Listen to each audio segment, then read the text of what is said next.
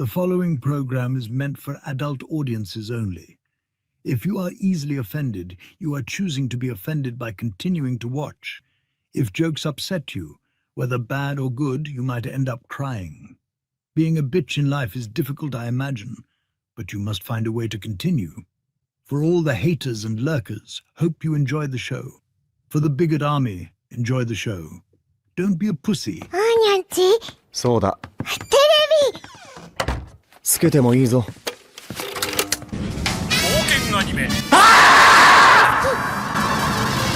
よりによって。サイレンサー付きの拳銃だと。ワクワク。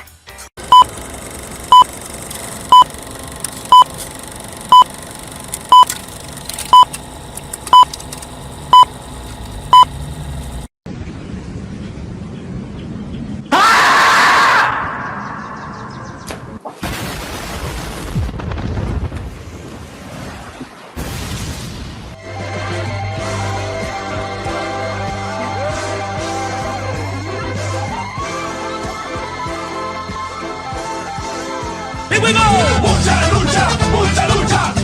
It's the way of life.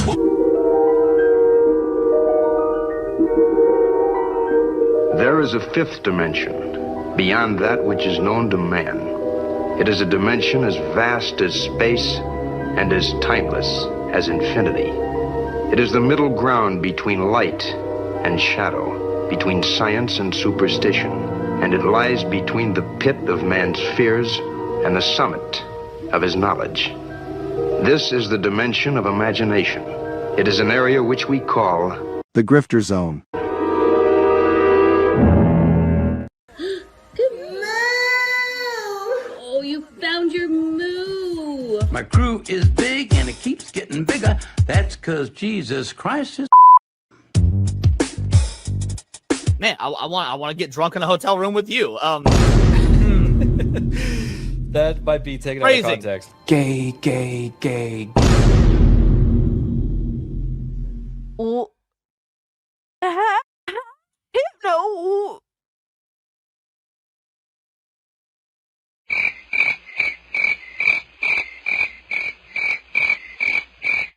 How is it my fault?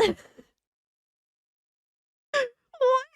The bragging gifted this and I'm immediately called an anti-Semite? Come on, dog. Bruh. What are these characters? Nazi furry? Hypno, why would you do this to me? Said, welcome to Goonergate. Protect your booty hole. What's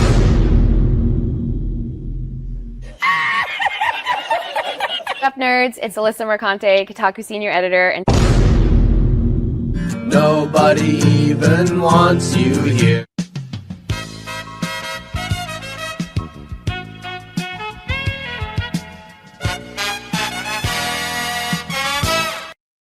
And I would take her to Chili's, maybe. You know, like, genuinely, I just want the best for her. Genuinely. Listen, if it was consensual and you didn't hate the Jews, I'd fuck the shit out of you. I would. What did he say? People are gonna clip that. You know that I don't. Clip it. I know you don't. Come on. But that's the thing. Why can't we have fun? Bruh. That's an interesting way of putting. That makes sense. He's jealous. Fuck yeah. Been knew I was that bitch. I didn't need a man to tell him to fuck. And Hypnotic again, member for 1 month. Thank you. Enjoy First Berserker. What's that black stuff between an elephant's toes? Slow natives. Wait. Wild. Yeah. On the other end of the spectrum. Yes. Okay. I'd say that goes out of dad into dark, but sure, yeah. Mm-hmm. Definitely dark.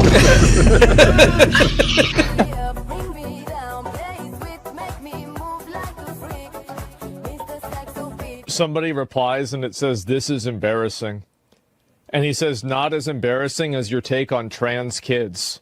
It was not researched. It was cruel and it had no basis in facts. So forgive me if I don't take all your takes that seriously." Who's this person? Bruh. Look at the fucking thumbnail. God of Cock Meltdown. Oh my God, look at this. Oh man. Yeah, sure. Trans kids, for sure, man. Right, but you're giving an opinion on an article with a headline that's inflammatory. So the fact that you're giving an opinion on what's on screen, Did I focus on the inflammatory nature of the headline? Well, can I assume that everything in this article you would agree with? You shouldn't assume. It makes an ass out of yourself and me. Okay, so that down his timeline, you're gonna see a lot of ass and titties. Okay, me on my Twitter timeline, you ain't gonna see none of that. As a matter of fact, like I can show you, I can scroll down my entire news feed on Twitter. Why would you ruin my point? I'm trying. God damn. Why would you ruin it? I didn't do that. I don't know who this chick is. Why would you do that? I can't even edit it out. Ladies and gentlemen, we got him. Someone you love been canceled? Have you been the target of online harassment because of something you said or refused to be compelled to say by the mob? Did you mistakenly think you could be an individual, form your own opinions, and keep all of your friends? Did your social credit score tanked because you had a conversation with, subscribe to, or follow someone who suffers from wrongthink? Have you been called a literal Nazi because you think taking care of one's physical health is important? Have you tried apologizing for your transgressions only to find out you actually poured gasoline on the they-them flames? Have you ever had a politically incorrect thought or, heaven forbid, made an off-color joke? Well, we here at the Office of the Cancelled are here for you. As a member of the club, we offer exclusive trading cards, flak jackets, lapel pins, access to bomb shelters, as well as audio tracks from based artists that are sure to pump you up for a day at the range and get some of that much-needed two-way therapy. Remember, folks, you're only canceled if you let yourself be canceled, and every one of those collectivist NPCs can go fuck themselves. Eating the dogs, they're eating the cats. Eat the cat, eat the cat. 15 years have I been waiting to sit up on my throne. I'll wait some time because the longer we wait, like the more realistic it'll be, you know, when he comes back to life. The touch of the black man in a woke story. The God hand shining down, shining upon thee. White man as you lay down. Cis white man and couple in background. Understand the power of a black man is a God hand. Pro-black Twitter! I breathe life into you. One touch is not enough from greatness. One touch from the black man. Watch me do it again. Kneel and be amazed at the touch of the black man. I bring life. I bring life. Pro-black Twitter hoes! That's right! That's right! Robocock, don't clip that, no! Bruh. Oh God, that's getting clipped. Hey, yo, what the fuck? Oh shit. I was doing so good tonight too. I'm tired of you! Drops, retard. Robocock.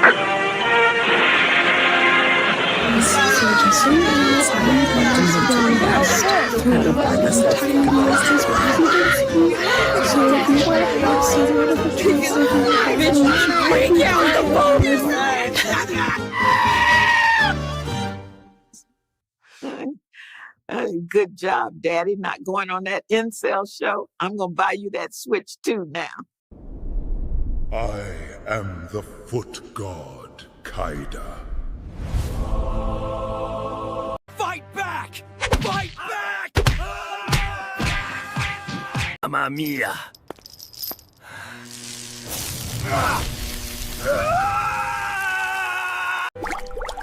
Hey, punk, you got another one to do if you still want that ad money, so let's go!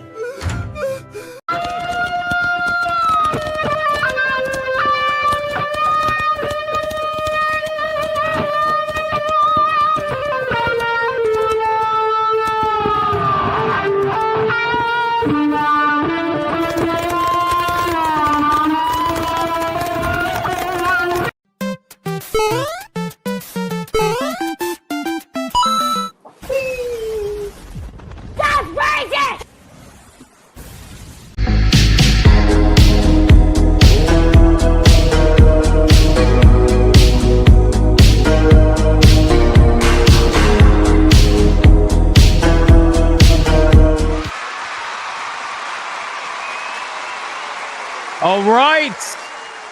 Shout out to everybody. Welcome to another episode of Hypnocast. That's right. We are live, boys. We are live. We are live. We are live. We're going to dive down the rabbit hole that is known as the internet. But before we do any of that, you got to bring it in close. Bring it in close. Come on, guys. It is a Friday. Everybody loves Friday. It's the complete opposite of Monday, where nobody's happy on a Monday. Bring it in. It's Friday. Everybody's happy on a Friday. One day before SNH tomorrow. It's going to be an exciting time. Bring it in. Hug it out. Be positive. Where's Endor? Endor. Where are you, Endor? You son of a bitch. Where are you? Be positive. Grab a titty and listen very closely. It's still November, you motherfuckers. Do not touch the fucking turkey!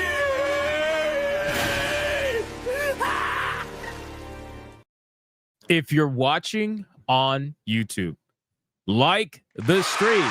Like it. Like it. Now, if you're watching on Rumble, like the stream. If you're watching on Twitter, like the post. And if you're watching anywhere else right now,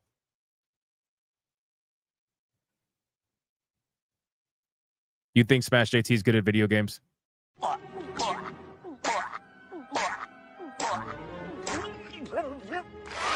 So like the stream. Like the stream. Don't let that happen to you. Can I get a mic check, please? Mic check. Titty check. Balls check. What are we checking, man? What are we checking today? Guys, we got a lot we got to go over, man.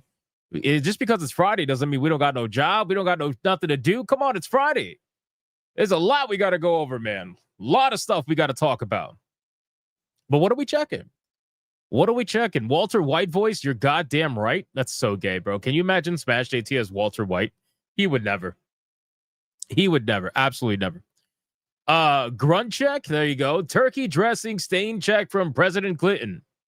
That sounds terrible. Why are we doing that? Why are we doing that? The fuck? Virtue signal check? Who are we virtue signaling to? Spicy sloppy joes check? That's okay. Interesting. Chocolate chip cookies check. Very nice. Do not touch the Christmas pickle. Are we like, is like serious or are we talking like dirty? You shouldn't be doing either. You need to repent. Checking the damn turkey? Yeah, that fucking turkey. I bet you he's like underwater right now. Big Mike check. Sonya is the goat check. German tradition check. Pickle Rick check. How Hypnotic and Smash JT saves Christmas check. Fentanyl check. The Christmas pickle check. Petco has a thing for pickles check. Don't touch the gravy either check. Next week we touch the turkey. Don't you do it. Don't do it. I'm telling you right now. I better not come. I'm telling you, after Thanksgiving, if I come back and I find out you guys touched the turkey, I'm going to be really sad. I'm going to be really sad. Hail to the Bigot Army check. Let's fucking go. Let's go. All right, guys, listen, our ESG scores are at their maximum. We are indeed fully funded, like the stream, ladies and gentlemen. Alex says, opinion on the Xbox showcase. Shit, if only I had reacted to that goddamn showcase. Then maybe Alec can have my opinion on it. Oh, wait. I did. I did react to it, Alec. I reacted to it yesterday. I gave it a lot of time and attention, Alec. You don't watch the content, Alec? Is that what you're saying, Alec? All right, here's what I want everybody to do. Everybody point. Everybody point right now to Alec and be like, busted. Busted right now. Everybody point to Alec. I don't care if you use a white finger, a brown finger, or an Asian finger. It doesn't matter. Point at Alec right now in the chat. Use pointing emojis. Be like, busted. No, it was good. It was good, Alec. I enjoyed it very much, actually. I think it was a way better showcase than PlayStation. The last one, anyway. The last PlayStation showcase was absolute fucking trash. I was very disappointed in that one. However, this particular showcase with Xbox was actually really good. All the way until the end, where it got a little bit weird. But aside from that, it was good. It was good. We wish listed a lot of games. I think a lot of us did. All right. Now let's do the Bigot Army roll call. Let's see who is in this chat right now. Aside from former Kotaku urinalists, Black Samurais that unfortunately did exist at one point but no longer do, and people that are coping and seething, believing more of Ubisoft's lies as their stock continues to fall and the company continues to get bought out by the Asians. Because, well, you know, I guess people don't understand fool me once, fool me twice. I guess they like getting fooled multiple times. I don't know. Welcome home! It's an odd scenario. It definitely is an odd scenario. We got Dragon. What's up, Dragon? We got the Journey.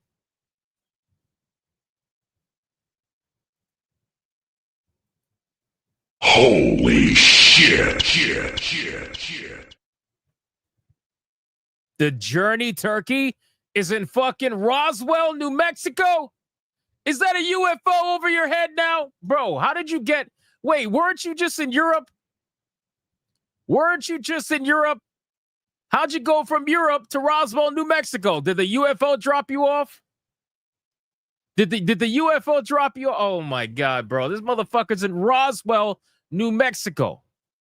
That's insanity. How'd you get there? I know you didn't surf. It took you a couple of days to get to Europe. I know you did not surf. Bro, that's crazy, man.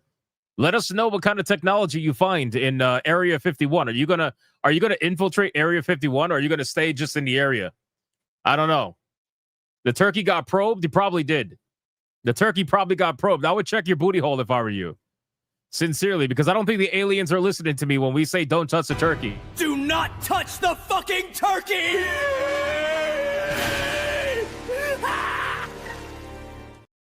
Yeah, I don't think they're listening. I would check your booty hole if I were you. We got Sonia Lisette. What's up, Sonia? How you doing? We got Blue Octopussy, Golden Apples, D Draconic over on Rumble. Good granted. We got Lights, Monkey Man 04, Faye Summer. We got Aloof Liberty. What's up, man? How are you doing, sir? We got Tiger King, Adam Reveal the Legend, Bugsy, Ron DFK, 17 Crash Gaming, Joseph, Danko Orange, John D, Oliver Adam, Dragon, Matthew with the Hero Priest. We got Shushi. Shushi. I don't know how to say that. We got the modifiers. We got Vicious ... with the evil emoji. We got Magni 32. We got Shinville, Sleeping Nova, Taffy, Smash JT. Hey man, welcome to Smash JT Tea Shop, where I have no idea what the fuck I am doing. We got the voice in the water. Dark Tanae, John Dalt. What's up, dude? We got Melody Johnson, Mr. Melancholy, Monkey Man 04. We got Tanya Raven, Archangelus, Creeper 07, Glowmide Prince. We got 2K GameCuber, Mr. Spanglish, Rodoka, Ron DFK, Felsteph, Fighter 4, Endekai. What's up, dude? We got Nick Havoc, Radio Chimp, D Draconic over on Rumble, Light Ferret over on Rumble. We got King Demon Wing the Legend. Could use some competent and self-motivating coworkers. We are your coworkers, sir. You bring us along for work every single day. We are your coworkers. We're going to motivate you. That's what it's going to be, man. We got, who else is here? Dylan B. We got Hanny. We got Deku Leader. We got, who else is here? Crash Collins on Rumble. Let's scroll down. We got Tuber Sprouts. We got Creepier 07. The Lazy Cafe. We got Faye Summer. What's up, Faye? We got, who else is here? Let me see. Pizza Cat Leet, Gray Soul 81, Glow My Prince, David 32, Alec. What else we got? Inferno Hell Knight, Yamato 85, Tifa Lockhart with the massive titties. And apparently she's ready for a money shot. So that's good. That's always good. All right, 4 more people, boys. 4 more people. And then we got to get on with the show. 4 more people. We got Gasherman. We got Kavo. Anime Mania 500 over on Rumble. We got Dan. We got, wait, what? Danster says, I'm a chicken, so can I touch the turkey? No, you cannot. And now I'm going to send the entire bigot army after you to fucking eat you. Because that's just how it goes. Midnight Mike, Lucky Boy, Dark Lord. What's up, Dark Lord? How you doing? Darth Dimos. We got, who else is here? We got Sonya again. And last but not least, we got Calculator Golem, Assassin 86. Who else is here, man? The modifiers 477. Phil Lespa, Adam Juman over on Rumble.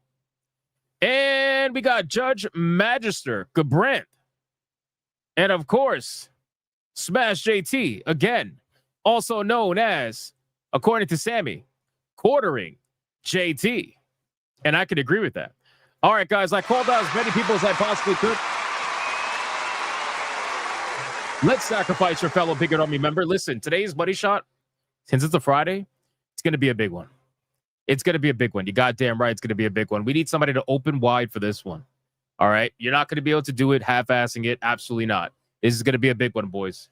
Let's see who's going to get the final call-out Money Shot today for the last stream of the week for Hypnocast. Who is it going to be, ladies and gentlemen? Voice of the Water says no Diddy, no Jaffe, no Nuke Lave. The person down by 5 finds package on their porch, which contains a Money Shot booby trap and a Steam gift card that automatically installs Money Shot Simulator on their PC. That's insane, bro. That is insane. 1, 2, 3, 4, 5. There is no way. Come on. Holy shit. There is no way. How are you not protecting your booty hole, Rumble? Rumble? God damn it, man. All it took was a Steam gift card and you got felted. That's it? That's it? Jeez. How long has it been now? Over a year and a half of Money Shots? God. Well, congratulations, DJ Chronic over on Rumble. You are the recipients of the Money Shot today.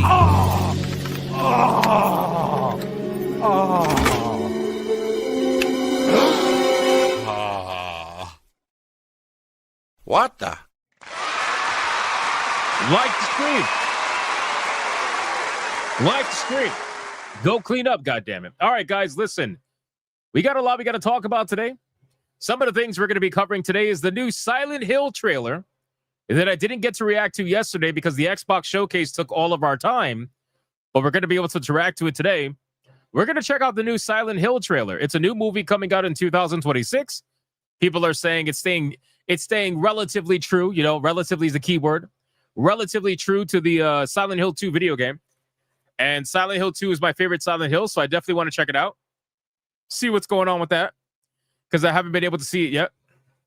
We're going to talk about some Assassin's Creed nonsense, some Ubisoft nonsense. We're going to talk about some PlayStation nonsense. We're going to talk about Twitch getting banned from social media, even though they are former social media, but you know what I'm saying. Twitch getting banned, apparently, in Australia, as the censorship over there is ramping up more and more and more, and they decided to ban Twitch completely from Australia. Very interesting. We're going to talk about it. We're also going to talk about Call of Duty sales. Apparently, they are down 50+% in Europe, which I believe is physical sales right now, but still it shows a very, very worrying trend that every single Call of Duty fan is trying to ignore and is swearing up and down is not happening. They are in denial. I'm not even like, they're absolutely in denial, ladies and gentlemen. It's pretty bad. It's pretty bad. So we're going to go over that and discuss that. And of course, we got indie games. We got lots of indie games to go over. We got all kinds of nonsense to go over, ladies and gentlemen. So before we do any of that, we need to go into the number 2 segment on YouTube. The number 2 segment on Rumble. The number 2 segment all around the galaxy. This segment is none other than the retard of the day. And here we are, The fate of the planet is in the hands of a bunch of retards I wouldn't trust with a potato gun. That's right. That's right. Now, ladies and gentlemen, believe it or not, there is 2 retards of the day. This is the first one. We have 2 retards of the day, okay? This is the first one. Ladies and gentlemen, I released a video today about Black Ops and the overall, I guess you can say, how do I want to put it? The overall situation that's happening with Black Ops and how, unfortunately, Black Ops 7 is just doing really poorly. Really, really poorly overall. And I knew, it's so funny because in the video that I made, I specifically stated pretty early on that I know there's going to be people in the comments that are going to say the Steam numbers don't matter. You know, I literally said that in the video pretty fucking early. And yet, not even 10 minutes after the video goes live, I think it was less than 10 minutes.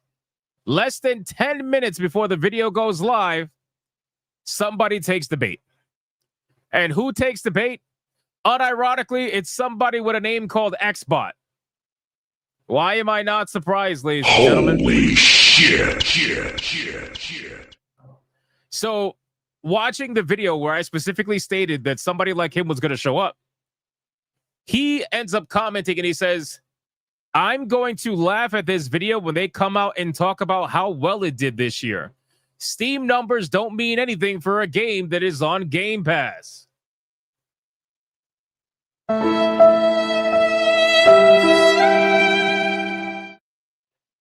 Guys, am I a fucking psychic or like what's going on here? I literally said this in the beginning of the video. I said that somebody was going to be screaming in the comments as Steam numbers don't matter. And I said that somebody was going to be saying how the game is on Game Pass and that's why nobody's playing on Steam. Bro, if you watch the video, I specifically stated that that excuse goes out the window because Black Ops 6 was also on Game Pass and it sold a million more copies than this one in the same amount of time. Why are we coping? Why are we coping? Why are we coping? I don't understand. So all I did was simply reply and I said, hey, brother, we spoke about you in the video. Welcome home. Welcome home! And that was basically it. He's getting ratioed in the comments right now. People are obviously making fun of him. You know what I'm saying? Like they're completely destroying him in the comments. You absolutely fucking love it. You love it.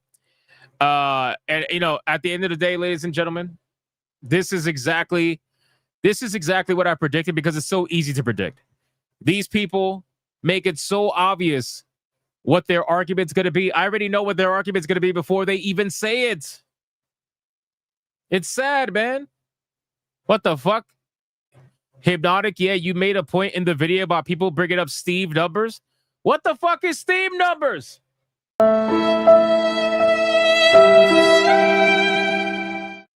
Who's Steve? Who is Steve? Why are we talking about Steve? That's crazy, bro. Steve numbers. What the fuck is a Steve number? What, Steve from... Is that the guy's name from Blue's Clues? Probably. Blue's Clues Steve? Isn't he like super depressed now making TikToks? Talking to adults without speaking back? Or some shit like that? Leave Steve alone. He sacrificed his life. He sacrificed his life. That's crazy. Is Steve here? I have no idea. But that, ladies and gentlemen, again, if you want to check out this comment and I guess, you know, participate in the discussion, that Xbot, which is probably a troll, to be honest with you. Although it didn't seem like it because the guy was going in. He kept responding. And if you want to participate, it's on my latest video about Black Ops. If you haven't seen that video, go check it out. It's a great time. It's a great time. All right, that was retard of the day number 1. All right, retard of the day number 2. Let me bring it up really quick. I didn't have it saved like an idiot. I should have definitely saved it, but unfortunately, I am retardo. Let me go through and see really quick All right, so retard of the day. Number 2 is this guy. It's me. It's me. I'm retard of the day. I'm retard of the day. So I was playing Dying Light the Beast today. And when I was playing Dying Light the Beast, something so unbelievably stupid happened that I had to make myself retard of the day. Like I had to. It just is what it is. I know. Plot twist. I'm gonna self-felt myself. Exactly. It's a plot twist. I know. So all I could do is show you the clip. That's literally all I could do. I could just show you the clip, and you guys judge for yourself if what you see is pretty retarded. I think it warrants retard of the day, in my opinion. So check this out. There's so many. What's this? Secure the safe zone. Oh, that's a safe house we got to go to. Okay. That's an unknown part of the map, so I didn't see it yet. Could I survive if I jump?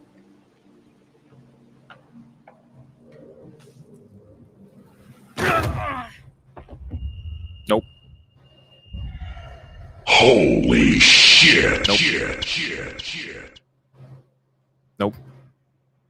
I guess I'm not really the beast after all. Oh, I never had to jump. I just had to take this. Oh, yeah. So there you go. The game was like, hey, retard, there's a fucking exit to take you downstairs, you asshole. Thanks, game. I appreciate that.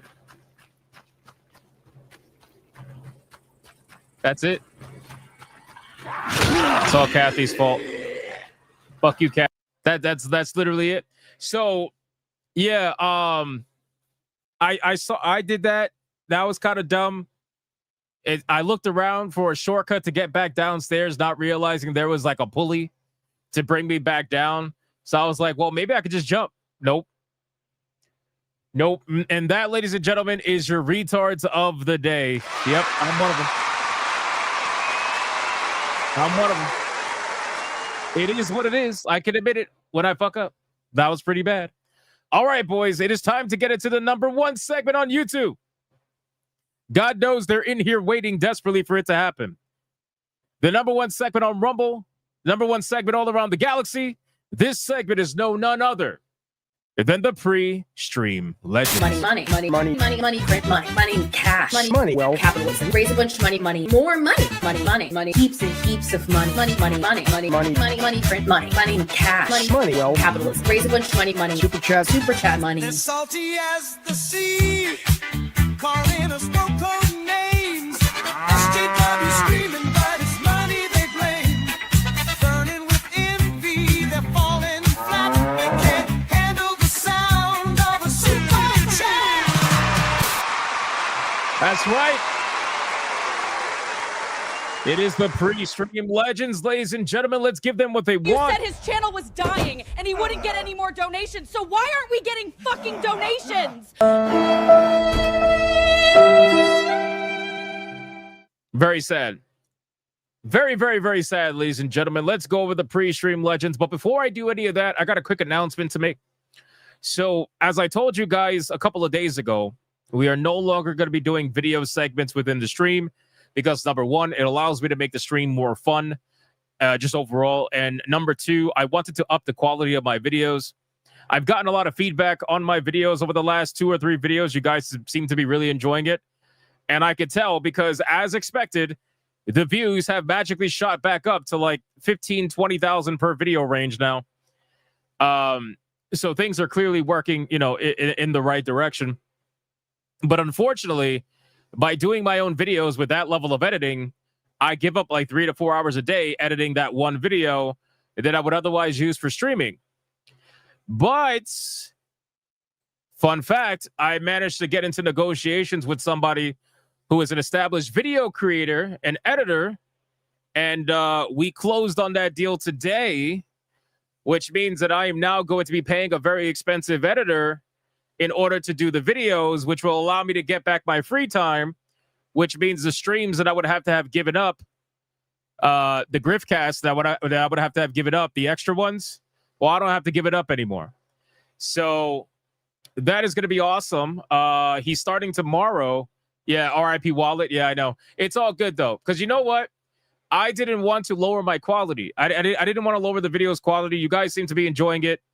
And I honestly, I wanted that to continue. I wanted that to continue. So I am going to pass that responsibility off to someone. We're going to do a 30-day trial just to see how he does. But I have all the faith in the world that he's going to be very good at it. So we'll have an editor, which means I'll be able to stream. I don't got to worry about losing any time or anything like that. And it's going to be great because that was my biggest concern because I love streaming. I like streaming for you guys. And I think it's going to be awesome.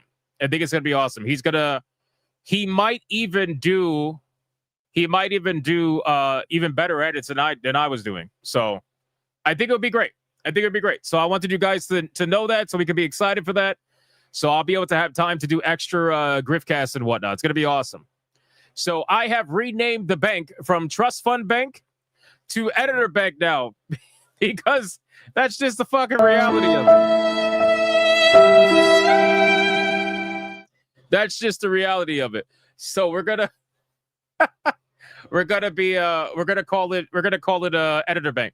All right, let's get into this, boys. Pre-stream legends. We got King Demon Wing starting us off with a 5 membership banger. Fucking go!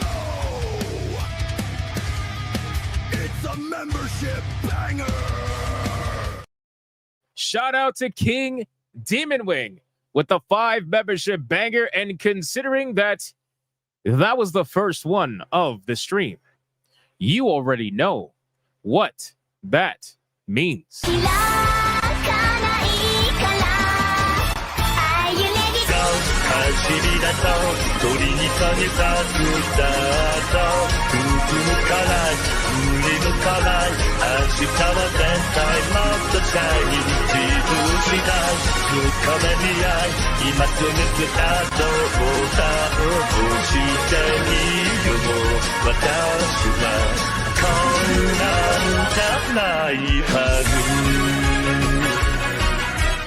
Shout out to King Demon Wing, the absolute legend, with the 5 membership banger, starting us off on the stream.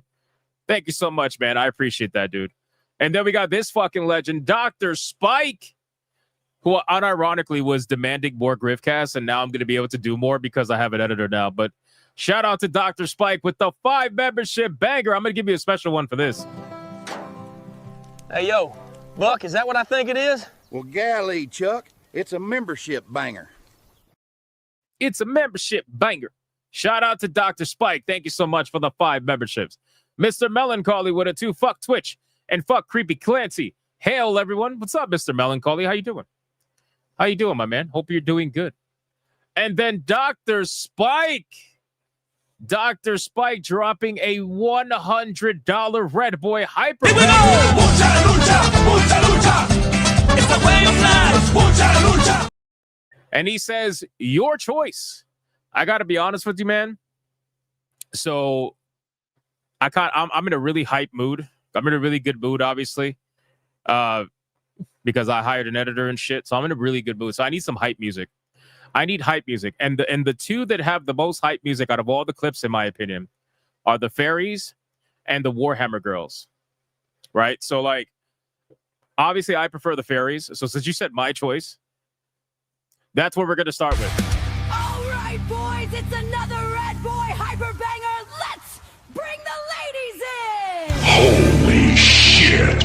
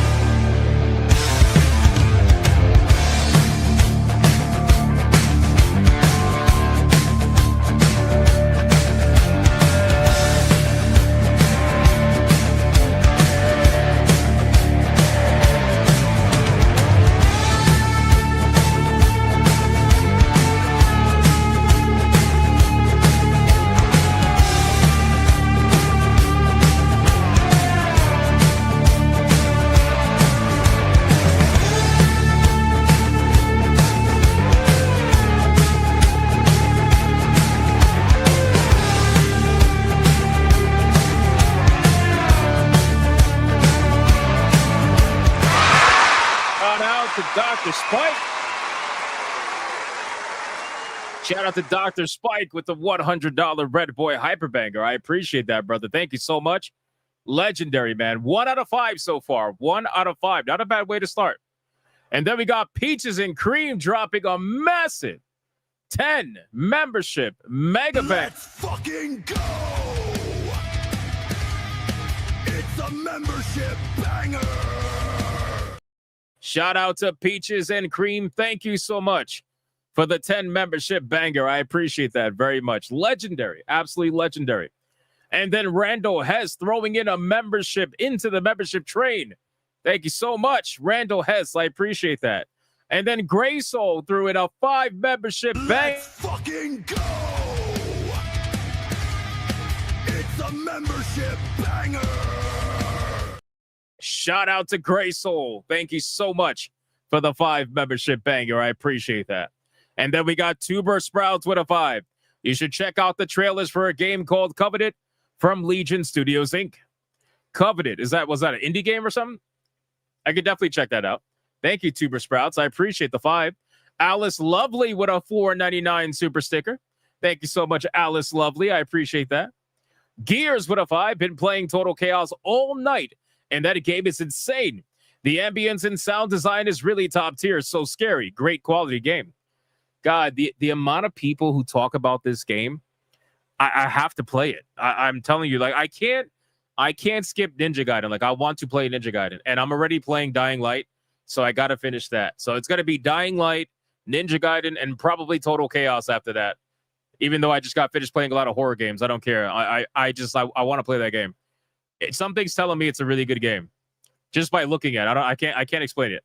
And then you guys are like reinforcing that. Daniel with a 10 Xbox president is also on Tyson's board of directors. Yes, I know that. She fired 6,000 beef producers, including me. The plague is spreading. Did she? Holy shit. I didn't realize she fired that many. That's insane. Thank you so much, Daniel. I appreciate that. Silver Bullet Lycan with a 10. I'm starting to think the JT in Smash's name actually means Jizz T. Sorry, Smash. On another note, I'm finding interesting games to look forward to on X. Found 2 games that caught my interest. Dude, that's where I get most of my indie games from. I've curated my Twitter page to only really show me that nonsense because everything else is bullshit. Like I just want to see indie games or interesting games on my Twitter feed. So that's where I get it from. So shout out to you. Gray Soul with a 2 is the chicken is touching the turkey. Is that what's going on? The fuck? Old Man Cat with a $4.99. Sorry I am late. Was an MRI. Nurse Ratchet wants to know what key doesn't open up.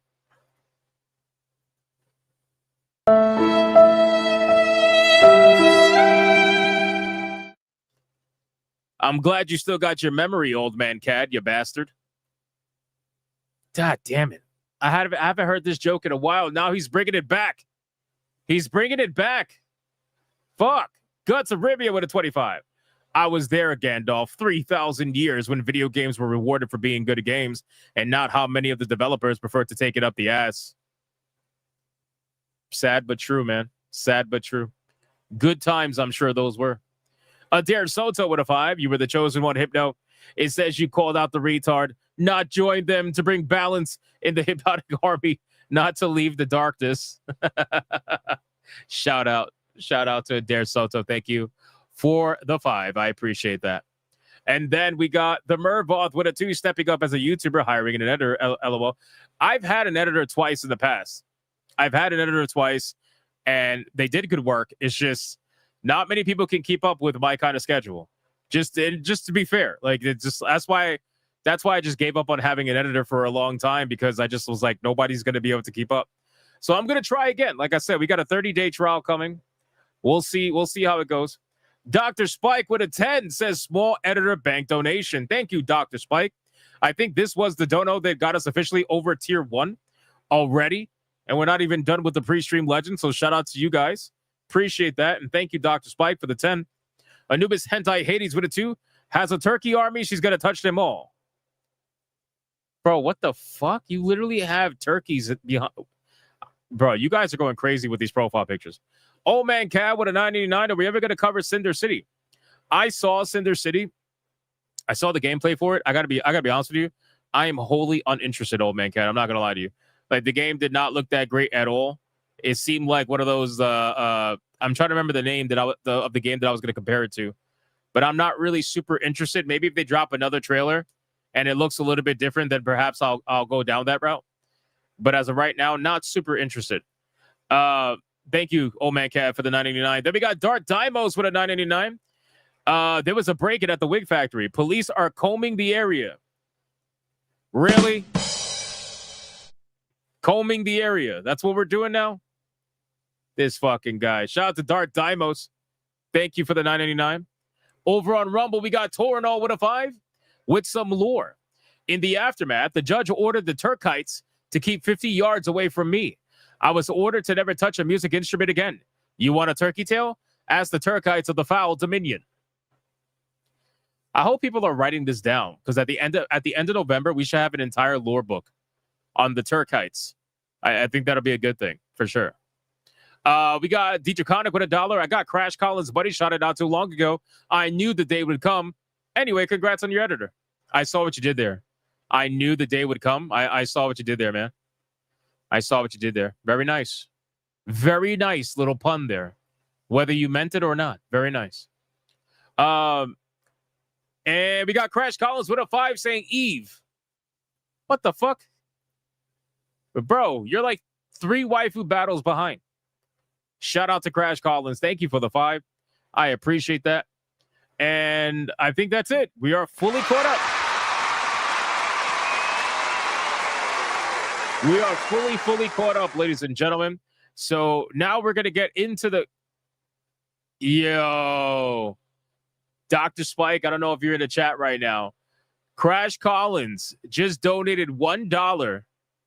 And he said, ban Dr. Spike. Holy shit.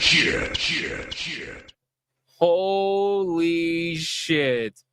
They're already calling for the ban of Dr. Spike from the Waifu Battle. Wow, bro. That's insanity. That is insanity. All right, let's get into this, man. These guys are going crazy. Damn. Let's continue. So let's get into the content.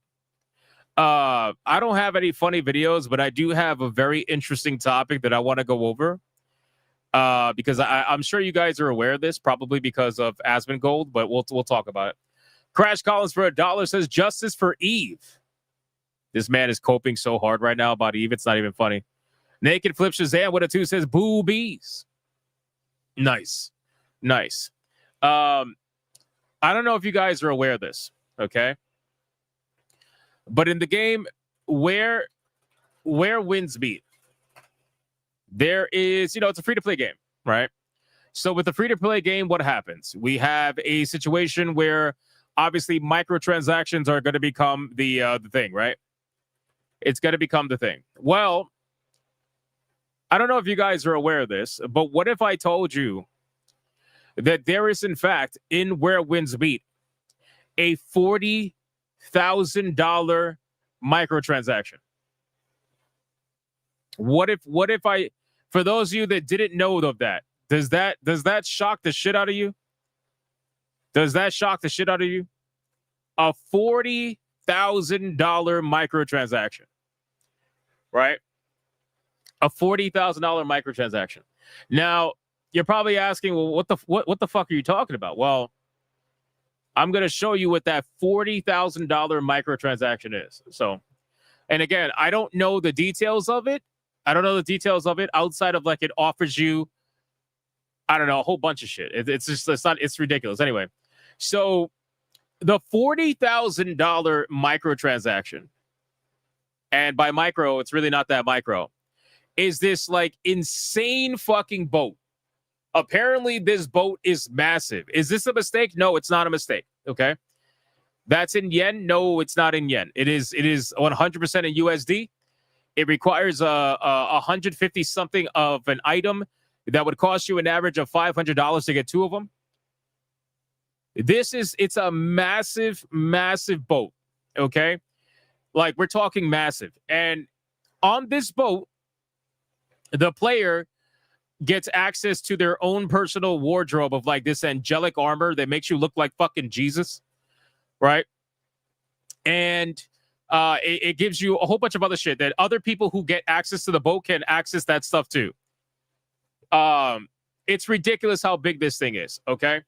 Like, we're talking Star Citizen level microtransaction right now. So now you guys probably think that's ridiculous, right? Because I thought that was ridiculous. I thought that was insane. Like, what the fuck? What's wrong with you? Why would you do that? Right? $40,000, $42,000. What are you doing? Why would you spend that much money? What if I told you, brace yourselves? Brace yourselves? You guys are bracing yourselves? Please brace yourselves. What if I told you that somebody actually bought the boat?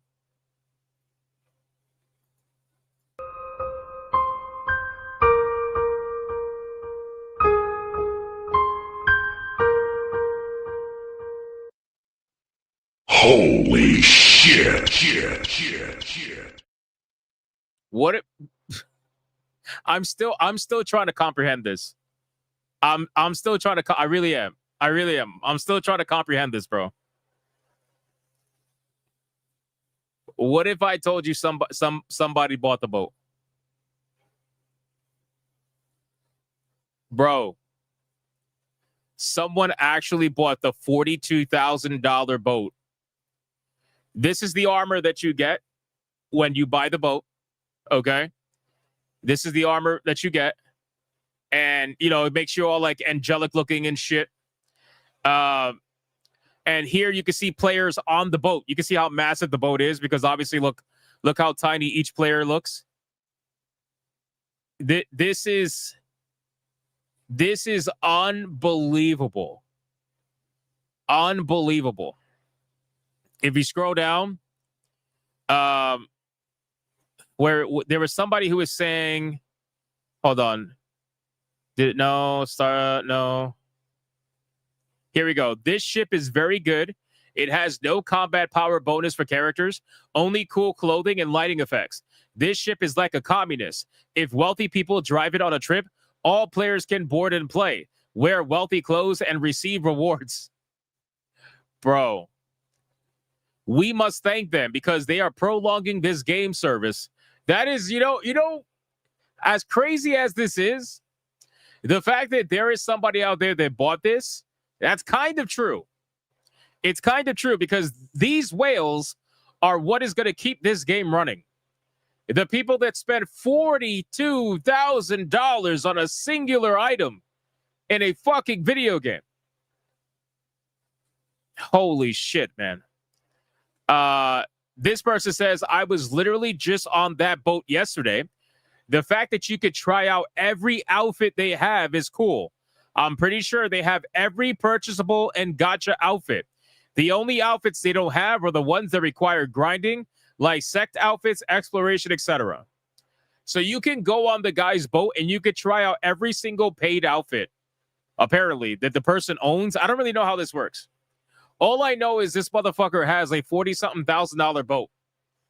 This guy has a digital boat that is more expensive than some brand new cars. Can we let that sink in really quick? Can we let that just please fucking sink in? This digital boat is more expensive than some of the cheaper new cars out there. And somebody bought it. I was on this dude's boat yesterday. It forces you into a voice chat, and it was full of Arabs. Why am I not surprised? Holy shit. It's the fucking Saudis. Why am I not surprised? Why am I not surprised, bro? The Saudis came in and they bought the fucking boat. Why am I not surprised, bro? Oh my God. They sent a server-wide invite. It was so fun. Bro, the Saudis, they literally bought the boat and then they invited everybody to come join the boat. That's crazy. Like an hour ago, a pop-up came that is leaving in 1 hour, joined and wandered and then left. You thought I was on that boat? No, I'm not even playing this game, bro. I was on that person's boat the other night.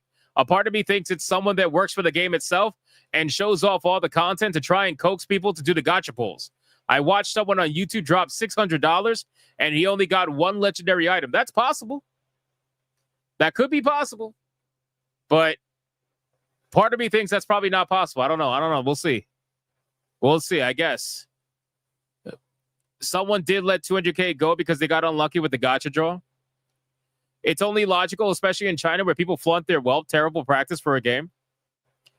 I knew somebody that spent $45,000 on Dragon Raja first week it released. What is wrong with people? What the fuck is wrong with people, bro? You've got to be kidding me. This is like the story that we covered a couple of months ago when that person spent like almost $40,000 in NBA 2K. Like, what are you doing, bro? Why are you spending this level of money? Are you okay? Are you lonely or something? Like, what's going on here?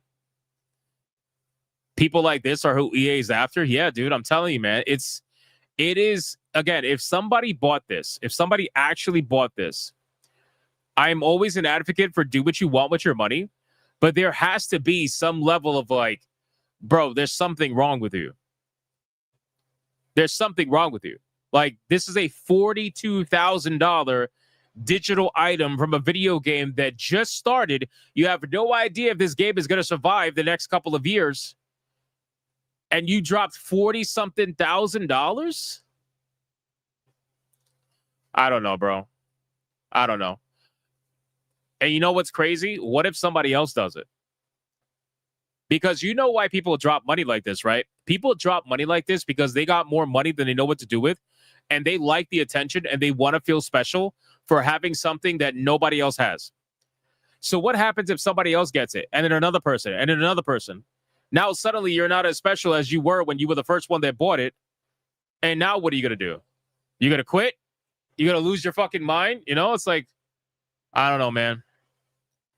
Again, every time I think, you mean there's more than one of these boats? I think so. I think it's available for everyone, isn't it? Or is it only a one-time purchase? I don't know the details. So don't quote me on that. But I would imagine that anybody could buy this. I just, honestly, man, every time I think that I know the limits of microtransactions, and I'm like, okay. Like when League of Legends was charging $300-something for a skin, that blew my mind. I was like, there's no way people are paying $350-something for a skin, right? Like, there's no way. Come to find out, no, there is a way. There are a lot of people that are doing it. I'm like, oh, okay, so people are retarded. Fine. There you go. And I'm thinking, okay, well, maybe that's the maximum. Maybe like $300, $400 skins, ridiculous. Maybe that's the extent that we're dealing with. Nope. $40-something thousand boat. And somebody allegedly bought it. Crazy shit. Honestly, Star Citizen paved the way a long time ago. Yeah, but I never really cared about Star Citizen because it's one of those games that I always assumed was never going to fully come out. It was just like milking people for money for years and years and years and years and years. So I never really paid attention. I remember being excited about it the first like 2 or 3 years. And then after a couple of more years, I was like, all right, whatever. You know, it is what it is. But yeah, this is wild shit. I wanted to share it with you guys because I couldn't believe it. I genuinely could not believe it. And all this so you could look like a fucking angel in this video game. It's crazy stuff, man. You get a title too. Look, boat. Well, I don't know if this is the title for the boat itself, but you do get a title, boat owner. Wow. Congratulations. Awesome. It's crazy shit. It's unbelievable. All right, I just wanted to share that with you. Let's talk about some good news. Let's talk about some good news, man. We got the Indie Showcase. All right, folks, it's time for the Indie Game Showcase.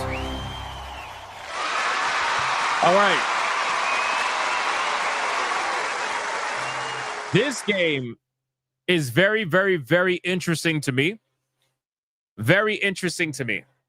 The art style, very interesting. The overall like gameplay, everything just looked.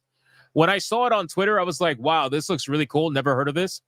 Apparently, this is a sequel. So there is a part 1 to this game that I'm about to show you. This game is called Forgive Me Father Part 2, or just 2. Forgive Me Father 2. Check this game out. It's a minute-long trailer. Watch this. Was it all a dream? Is it really my fault? Things you've done. Is it even possible to forgive something like this?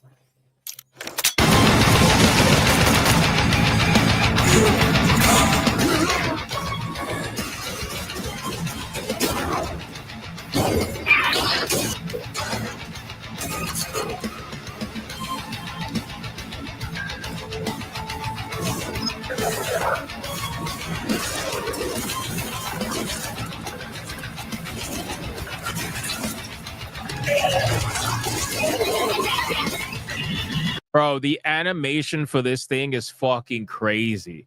The art style is crazy. Like, it reminds me of the game The Darkness. It reminds me of The Darkness, right? This shit looks so good from an art perspective. I saw it on Twitter and I was immediately interested because I'm like, dude, this is fucking badass. I like this. I like this art style. And, you know, you got the whole Cthulhu nonsense going on. It looks really good.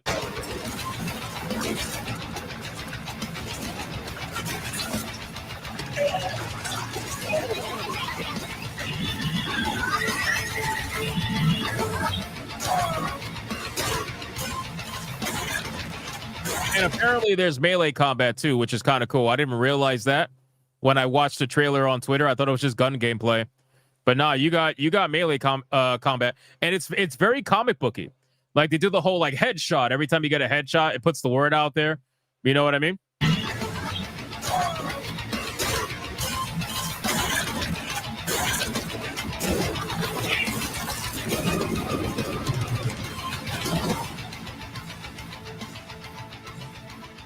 So badass. So I need to check out the first game because this thing is unbelievable. It looks so good, and I need to see what the first game looks like. So definitely consider checking this game out. It's called Forgive Me Father 2. Apparently it's available now. I think I've already wishlisted it. I'm pretty sure if not, I will. But I think it looks really good. So definitely something I'm interested in. Can never go wrong with a game like that. If it's laggy, I'm sorry. It was StreamYards that was fucking that up. This one looks interesting as well. So this is called... This actually came out in September, late September. But I saw it on Twitter recently, and I wanted to give it a little bit of a showcase. This one's called Dark Light. And the gameplay looked pretty interesting to me. So I wanted to show it to you guys. Check this out. This is called Dark Light.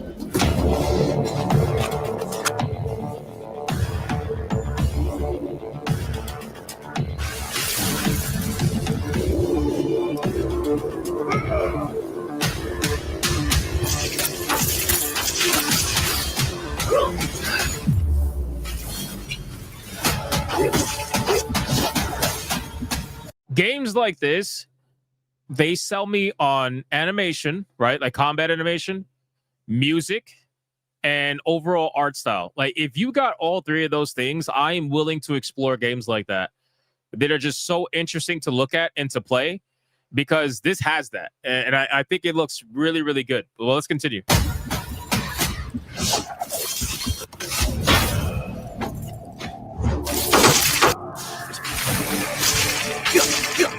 Seems like it's got a mix of melee combat and gun gameplay as well, by the way. So there's that.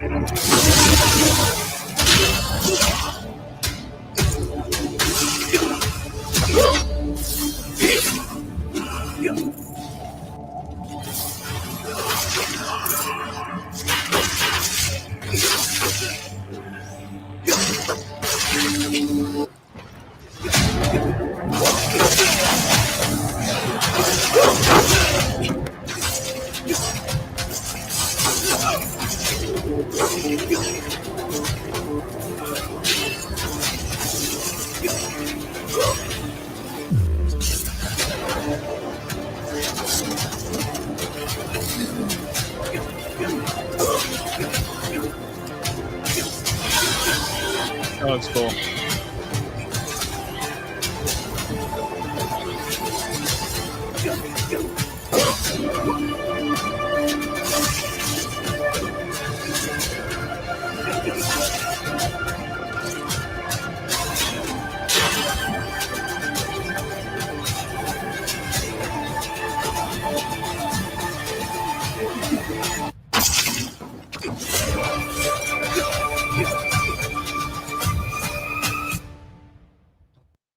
Like I said, guys, it is called Dark Light. Consider checking this game out. I think it looks pretty fucking interesting, in my opinion. Definitely check this one out because I'm gonna wishlist this immediately. All right, that was Dark Light, and the last one I want to showcase is due to the legend. I think he's in the chat. Mr. Rouge. So we ended up looking at a game the other day called Echo Generation 2, but I never actually looked at the first one. And Mr. Rouge, I guess he watched the stream yesterday or the playback. He actually gifted me Echo Generation, the first one. And it's like a really interesting art style, turn-based kind of combat game. I don't know if it's an RPG. I think it is. Turn-based. It looks really interesting. So I wanted to check out the trailer for the first one. Since I haven't seen it, and see what we got going on here. Let's see what's going on.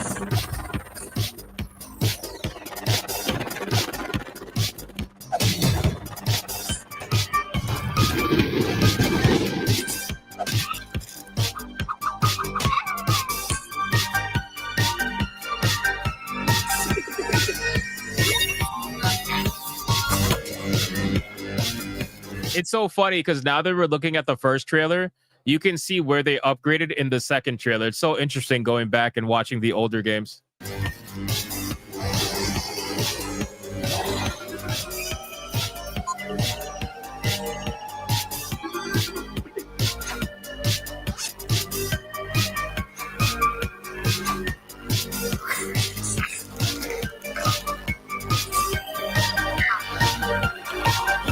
What the fuck?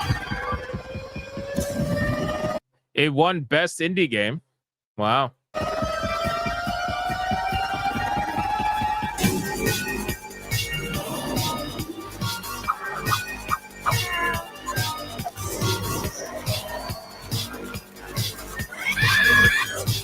Whoa, what the fuck? Wait, what was that? What was that? Bro, go back. What in the creepy shit? What is in her mouth, bro? Hey. What the fuck is this? What is this? Bro, what is in her mouth? Is that her tongue? That's nasty. Oh, it's like an arm. Ugh. It's an arm coming out of her mouth. That's crazy. That's crazy work. That's crazy work. You know, this game seems pretty fucking cool, to be honest with you. I'm very interested. I'm gonna play this in my off time. Definitely gonna check this one out. It looks pretty cool. So again, thank you, Mr. Rouge, for gifting that. That is legendary. I can't wait to play the second one when it comes out. But I'm gonna play this one first, so at least I get an idea what the game's like. That's her gooning arm. Oh my god, I'm done with you guys. All right, and that is the end of the Indie Showcase. A lot of cool games out there, ladies and gentlemen. It's not just the slop that we deal with every single day. There's a lot of really cool games out there for you to enjoy, and I'm making it my mission to bring that, as much of that as possible, to people's eyes so you can see what's out there and see if you're interested. All right. Now we get the fun of reacting to this thing.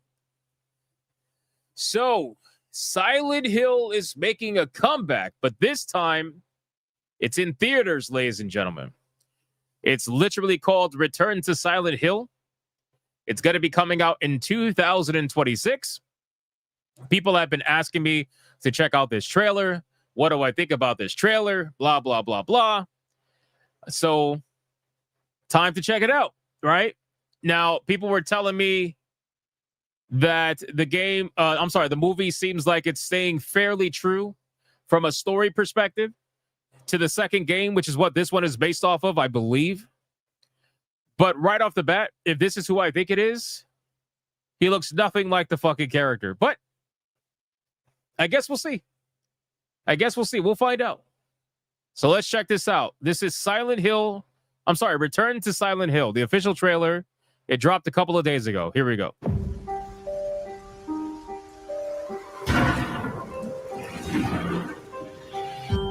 James, so much time has passed, but I'm asking to please come back to our special place. Something's happened. Love, Mary. Hello? Can anyone hear me? Everyone got sick in Silent Hill. Something's happened here. Something really, really bad. I'm just going to pause it just because in case of copyright and all that nonsense, because you never know. But so far, at least the music's like pretty there for the most part. The town looks pretty good as well, I will say. They got the fog right, you know, the ash and all that shit. Definitely looks okay. But to be fair, I mean, what the fuck is this, bro? What is this? Well, you know what you do notice? Look, the flashlight on his chest. So you got some callbacks to the games. You got some items, you know, callbacks to the games. Looks like Leon. Yeah, I know. It's like, what the fuck is this, bro? Like, you couldn't get someone who can look a little bit more like James. Like, you don't look like James at all. You know what I mean? It's like, whatever happened. This is the same argument, right? Like, this is the same argument that I had with what's her name? With fucking Jade, bald Jade, right? This is the same argument that I had. It's like, why are we now in a world where the character is playing the actor and not the other way around? Like, why are we doing that? If you're gonna play the character, why not at least try to look like the character? You know what I mean? Again, I don't know if this is 100% based off the second game, but it seems like what people are saying. So Everyone got sick in Silent Hill. Something's happened here. Something really, really bad. they got the radio. That's a callback to the game. They got the sirens. That's a callback to the game. So at least they're doing small things to call back to the game, just to be fair.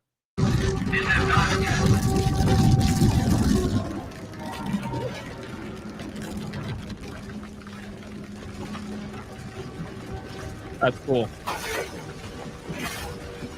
I heard the monsters look really good in this movie from the trailer, so that's gonna be my like number one hope that the monsters look really good. Let's check this out. What you're doing, it won't be enough to save her. Oh, Akira is coming back for this. That's why the music is spot on. Akira Yamaoka, and he's involved with that new game Total Chaos, by the way, in case you guys are unaware. Akira is involved in Total Chaos, which is why everybody's enjoying the soundtrack from that game. You did it, didn't you, Jimmy? You woke him up. Oh shit, wait, go back. Did he say you did it, Jimmy? You woke him up, right? You did it, didn't you, Jimmy? You woke him up. Damn, I can't pause it on there you go. There's a little bit of pyramid in the background. No one said it would be easy.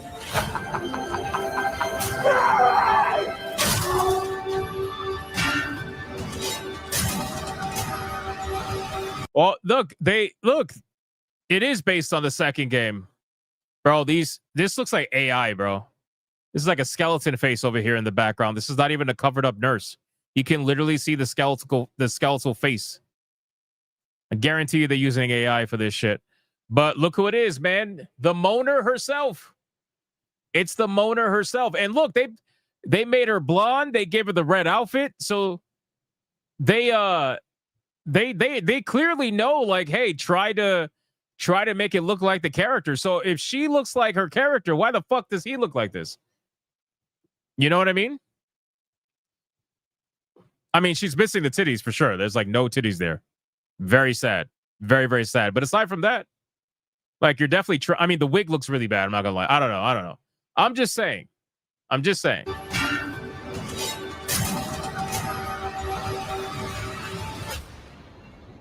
here. I'll always be here.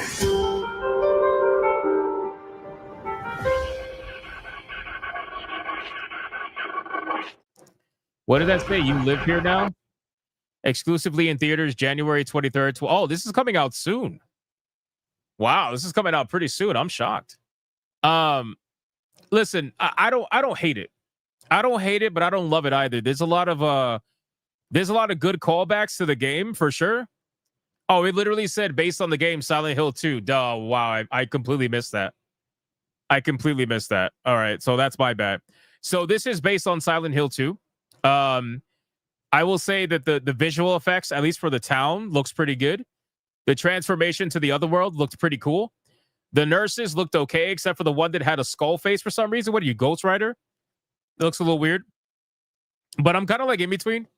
I don't know if I'm going to go out and watch this in theaters, to be honest with you. I really don't go to the theater anymore anyway.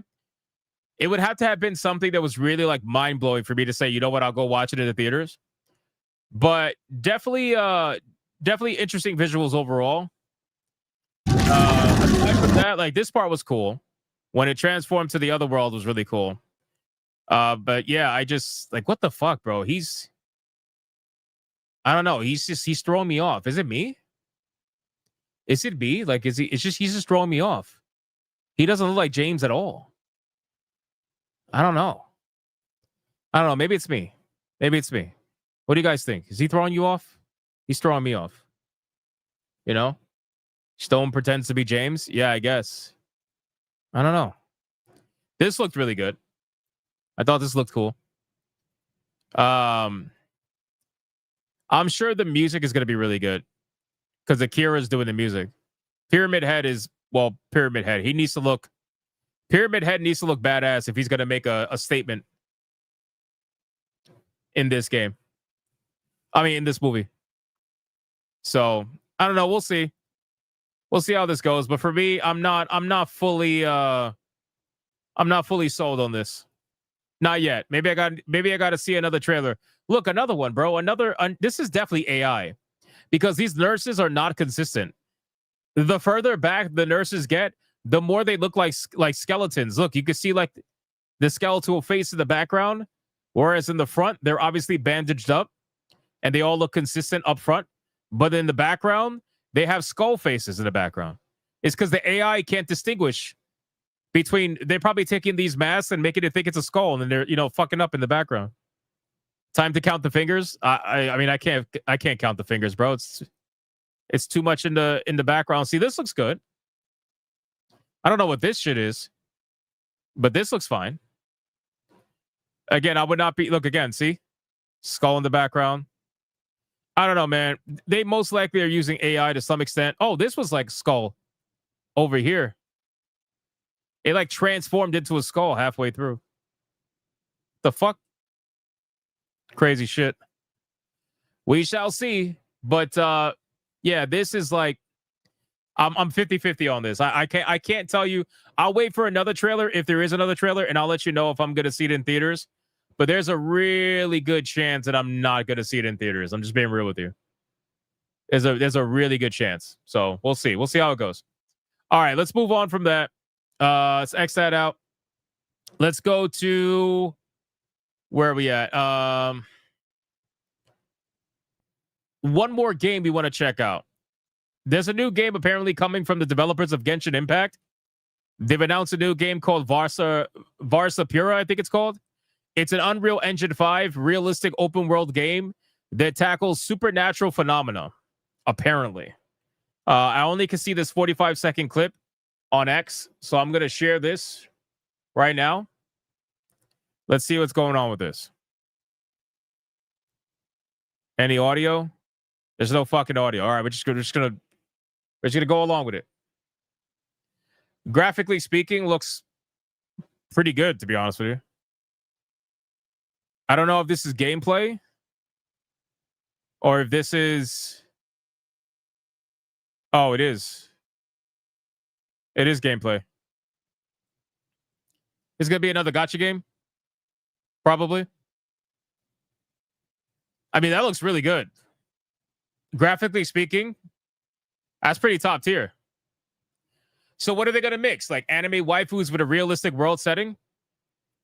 Is that what they're going for here?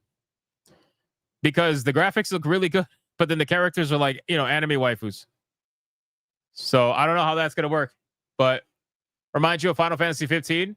Yeah, but Final Fantasy 15 had realistic looking characters. This is more of like your waifu style character. I don't know. Definitely interesting. All right, let's X that out. Now let's talk about, let me X out the fucking $40,000 bullshit nonsense. Let's talk about this. So you guys know that this very cringe video is going around, right? You guys know this.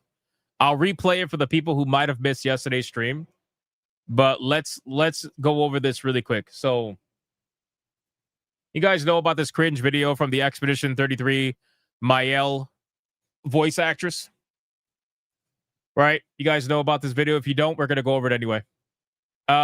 We got Anubis with a 2. Elves are ready for Christmas and they're touching each other. Why am I not surprised, bro? Peaches and Cream with a 5. I bet when they made this, it was a joke and they wanted to see who'd be dumb enough to buy it. Oh, look, Saudis. No, they didn't make that as a joke, bro. They absolutely put in a $40,000 boat knowing that somebody was going to buy that shit. Adam Camel with a 5. Thanks to who gifted memberships last night. You may have spoken about it already, but I have to say that I'm still shocked at the Xbox showcase last night. Dude, Adam, it was really good, man. It was really good. I really enjoyed the Xbox showcase. I gave it like an 8 out of 10. It was really good. Adam Camel with the membership too, passing it on. Thank you, bro. I appreciate that. Naked Flip Shazam with a 2. I can't get people at work to smell my fingers. That's probably a good thing. We got Spectral Prober with a 189. The 2006 Silent Hill movie was amazing. Did you really like it? I didn't like it. Is Evan Cross with a 10? It reminds me of Ghostwire Tokyo a little bit. True. That game did look like Ghostwire Tokyo. You're right. Mervoth with 9 months. Jennifer English is a good video game voice actress. Baldur's Gate 3 and Expedition 33. Sadly, she's a Wookiee, so I knew sooner or later that she would say something dumb. Could be worse. Well, yeah, I already gave my thoughts on this. I'm just kind of rehashing it because I want to go over what this was really about, right? Because again, I want to remind people this woman was hired as a voice actor. She doesn't work for Sandfall Interactive. She literally got hired to do some lines, and she's very good at her job. But unfortunately, she's a woke retard. You know what I mean? And again, I don't care about your politics as long as you don't put that shit in the video game. I made it very clear yesterday, and I'm going to make it clear again today. I don't care about this. This is her virtue signaling to her other retards at the show because nobody was clapping for her until she started talking about how gay she was. And then all of a sudden people were like, yes, queen. Yes, eat that pussy, girl. Like that. That's what it was. Anyway, we'll talk about it. Scooby Puff for 17 months. I've seen better looking Silent Hill nurses and Pyramid Head cosplayers than the movie commercial. That's fair. But it's also because cosplayers actually give a fuck about, trying to stay true to the character. Thank you, Scooby Pup, for 17 months. So let me just rehash this video really quick. Let me check Rumble. Hold on. Sorry. Let me check Rumble. Rumble the Legends. We got DJ Kotick with $1. These whales are all money and no sense. I saw what you did there. Very nice. Very nice. Check this out. Mael embarks on this crazy journey. She chooses to live a life that wasn't serving her. And I did that a few years ago. And I chose instead a life that was authentic, a life that was gay. I fell in love with a beautiful woman who's crying her eyes out right now. It's really funny. And I chose queer joy. And as a result of that queer joy, I felt safe enough to pour my grief and pain and all that nonsense and joy and love into this incredibly beautifully written character. And I am so proud of that. And I just want to thank Queer Joy for that. All right. So obviously, again, like extremely cringe. Nobody cares. Like literally nobody fucking cares, right? And I want to remind people. Mayel embarks on this crazy journey. She Nobody was cheering for her. Silence, right? chooses to live a life that wasn't serving her. Silence. And I did Silence. that a few years ago. Silence. And I chose instead a life that was authentic, a life that was... Nobody clapped for her when she said a life that was authentic. Nobody clapped. Nobody clapped because the entire crowd was like, so, you know, you're a cisgender white woman. Are you talking about authentically sucking dick or like what's going on? I need more context. So nobody was clapping. And then the moment she says, a life that was gay. Wee!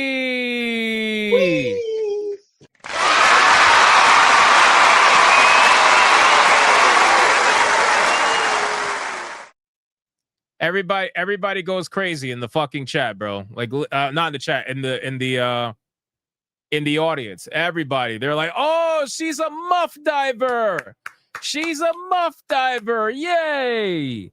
Yay! Yes, slay queen, slay queen." Hey.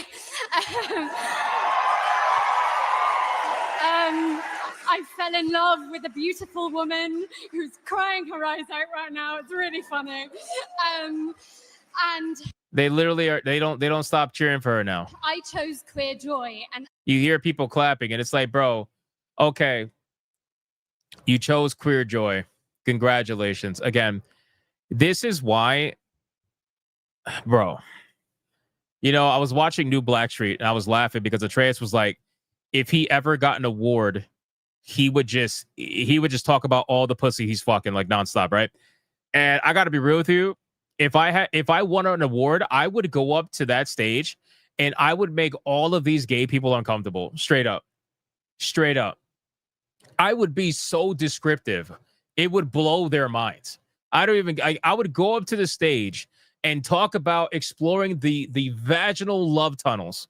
You know what I'm saying? Like, I would make them feel so disgusted by the amount of heterosexual nonsense. Like, I'm telling you, it would just be ridiculous. I would literally go up there and I'd be like, so is this where we talk about who we're fucking? Great. I got a story for you, crowd. And I bet you they would turn my microphone off and rush me off the stage. It's like, bro, nobody wants to hear this shit, man. Nobody wants to hear this shit. It's just it's so ridiculous, man. So again, I want to make it very clear. This has nothing to do with the fucking game, okay? This is a woke retard being a woke retard. And thankfully, ladies and gentlemen, she was hired to do the voice lines, which she's very good at. She was not hired to write the character, which she didn't. Somebody else much smarter than her, who actually works at Sandfall Interactive, wrote the character, right? So thankfully, she's a one and done kind of hire. She gets hired for her services and she moves on with her fucking life, you know? But this is what I mean by people who are in the industry that overshare things.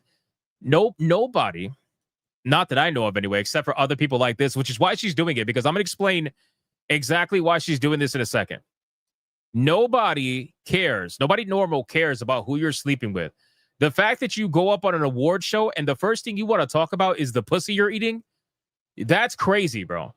I think that's crazy. That is just as crazy as if a dude who's straight went up there to accept his award and talked about the girl that he fucked the night before.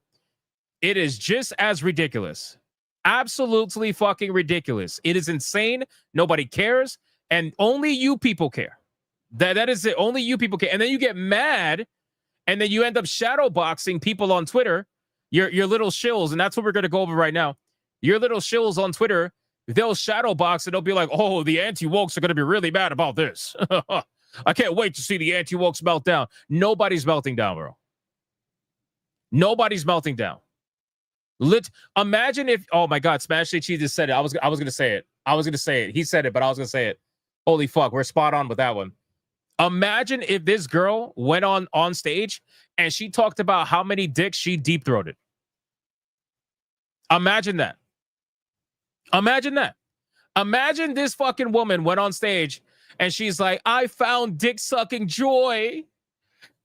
I found joy. The more inches I was able to take down my throat, the better. It was so because of that joy, I was able to act. The trauma with my L. It's like, what? Come on, bro. What are we doing? And then at the end, she's like, thank you for this award. And because because I, as my L, I acted this character. It was so amazing. And, and she swallows. It's unbelievable, bro. Like, what are you doing? What are you doing? Anyway, so it would be highly, highly uncomfortable, obviously. It's like nobody cares. Nobody wants to hear this shit. Keep it to yourself. And you know what's funny? She said that she found queer joy a couple of years ago, which means that she decided a couple of years ago that she was going to live her life as a gay woman. So up until that point, she was getting ransacked. She probably still is getting ransacked, to be honest with you. But she was getting absolutely destroyed in every single hole by males. I would bet money on that. So anyway, all that being said, here's the reason why this happened, okay? The reason why this happened is because look at where she's at. She's center stage at, for all intents and purposes, the Temu Game Awards, right? Where the Golden Joystick Awards is more, and I said this yesterday, the Golden Joystick Awards is more woke than the actual Game Awards because Jeff Keighley, the one thing he likes more than anything is money. And he knows that Republicans buy shoes too. Does that make sense? Obviously, there are certain things that happen at the Game Awards that is obviously politically driven. For example, Hogwarts Legacy getting snubbed at the Game Awards. Pretty obvious why that happened, right? But aside from that, he toes the line because he's trying to make as much money as possible. Jeff Keighley's not fucking stupid, and he knows that he's trying to make as much as he can. But the Golden Joystick, they don't make any money. They like, if you look at their showcase, it's pathetic. So they make no money. And so it's all about ideology for them. It's all about circle jerking each other. And she was center stage in front of all the people who think like her, talk like her, act like her, and everything, who sexuality is the number one thing for them. It's the only thing to them. That's their entire identity. So she's shouting it out on this stage, right? Now, this is why she did it, because you got people like this who they take a clip like this and they're so fucking fake, bro. This is all performative fake nonsense. It is performative fake nonsense. Every single one of it. Every single one of these comments that are on Twitter are completely, utterly fake. They're fake. You got this person saying, I don't think you guys realize how huge this is. Maybe you do. But for a queer woman, not only to win, but to be open and vocal and happy about it in the video games industry, that is huge. Jennifer, I love my girlfriend English. You deserve it and more. So what they're trying to imply is that apparently in the gaming industry, you can't be openly gay? Since fucking when? Since when can't you be openly gay, queer, whatever word you want? You could. Since when? That is literally the easiest thing you could do in the gaming industry right now. What are you doing? They do it all the time. It's just another day. You know what's being brave in the gaming industry? Coming out as a MAGA. If I see somebody go on the award show and they say Donald Trump for president, I'm MAGA, that is more brave than anybody talking about how gay they are in the gaming industry. 100%. It is not even close. They're trying to make it seem as if the gaming industry is somehow homophobic, misogynistic, whatever word you want to use. And it's like, bro, who are you trying to sell this story to? Who are you trying to sell this story to, bro? This entire industry. Look at the award show. Look at the award show. Who are you trying to sell this to? If you look at the crowd, there are a bunch of fucking gay, lesbian people all over the place. There are trans people. There are more trans people in the award show than there is probably in the entire country. Bro. Anyway, so what I was trying to say is that the reason why she did this is because she knew. They all know. The Golden Joysticks, they couldn't wait to clip this. You know they clipped this, right? The Golden Joystick Awards, they clipped it and they posted it on their X almost immediately because they knew. They knew it was one big performance. She's a voice actress. You don't think she knows how to perform? Of course she does. And if you look here, Little Lucky Cosplay, I fell in love with a beautiful woman who's crying her eyes out right now. It's really funny. Jennifer English accepted a speech at the Golden Joystick was a love letter to whoever that is. I'm not even going to bother showing her name. It's not important. Obviously, people are laughing. Gay. Oh, my God, bro. It's hilarious. I cannot hear Shadowheart when she speaks. Listen, I'm not going to lie to you, okay? The woman does great work. She's a great voice actress. She has voiced some of the most popular characters in recent times. And she's also going to be working on Tides of the Annihilation. Again, I don't care about your fucking politics. I don't care about your sex life. I don't care about any of that. It is the most uninteresting thing to me that you could possibly talk to me about. I don't care. If you don't put that in the game, I have no problems with you. And at the end of the day, she's a voice actor, so she doesn't have any fucking say, really, over the lines that get written or anything like that. Thankfully, at Sandfall Interactive, there are better people who are working over there, at least for right now anyway. If something happens with their sequel, then we can cross that bridge when we get there. But as of right now, the game is amazing. It is one of the best games I've ever played. And it's going to stay that way, with or without how much fucking like vagina this woman eats. That means nothing to the game, nothing to the studio. Take your award, go thank your God, go thank your agent, and sit the fuck down. Right, Ricky Gervais? Seriously, go take your award, thank the people you want to thank, and sit the fuck down, bro. You want to talk about eating vagina? Go do it. Go do it when you guys are like at dinner with all the other wokies in the crowd. 95% of this crowd is probably women anyway. Sincerely, 95% of the crowd is probably women. Every single person in this shot is a woman already, and this is only one small shot. Guaranteed most of the crowd is women, so you can eat a lot of ass. That was probably her goal. She was like, let me ramp up the women. Let me get them emotionally, let me get them emotionally connected with my speech. And then at the after party, maybe I could score. You know what I mean? Maybe I could score a little bit. God, these people are so uninteresting. How are you the voice actress of some of the 3 most popular characters right now in gaming? And the thing you want to talk about on stage is how much ass you eat. That is fucking crazy. I will never understand that. I don't care if you're straight, gay, whatever. I just will never understand that. There is so many more interesting things that you could talk about as somebody who has voiced 3 interesting characters that people like, but you chose to talk about eating ass, bro. Oh my God. Why? We all know why, because this is what it is. So this kind of an ideology, I've said it all the time, right? This kind of an ideology is constant upkeep. You have to constantly upkeep this ideology in front of you and your friends, right? Like if you have this kind of ideology, you have to, because if you don't, eventually they're going to come after you. So every once in a while, you have to basically go out there and pledge loyalty. You got to pledge loyalty to the God that is whatever this is. Because if you don't, they think silence is violence. This is what these people think. So if you're silent on this, and if you're not talking about it 24/7, they're going to look at you like you're weird. So they have to do this. So this is their currency. This is like, okay, I did my virtue signal moment. I'm good for the next 6 months or so. Or 6 months to a year, and at the next award show, I'll do it again. And you gotta keep doing it. Otherwise, you get exited out of the cult. You can call me crazy, but that's how I see it. That's how I see it. So anyway, I just wanted to talk about this because it was stupid. It was retarded as always, and it just is what it is. Let's catch up on Super Chats. Let me X that out. It's so stupid. Look at this, bro. Oh my God, I forgot to show this. Hold on, wait, we're not done. Hold on. Look at this.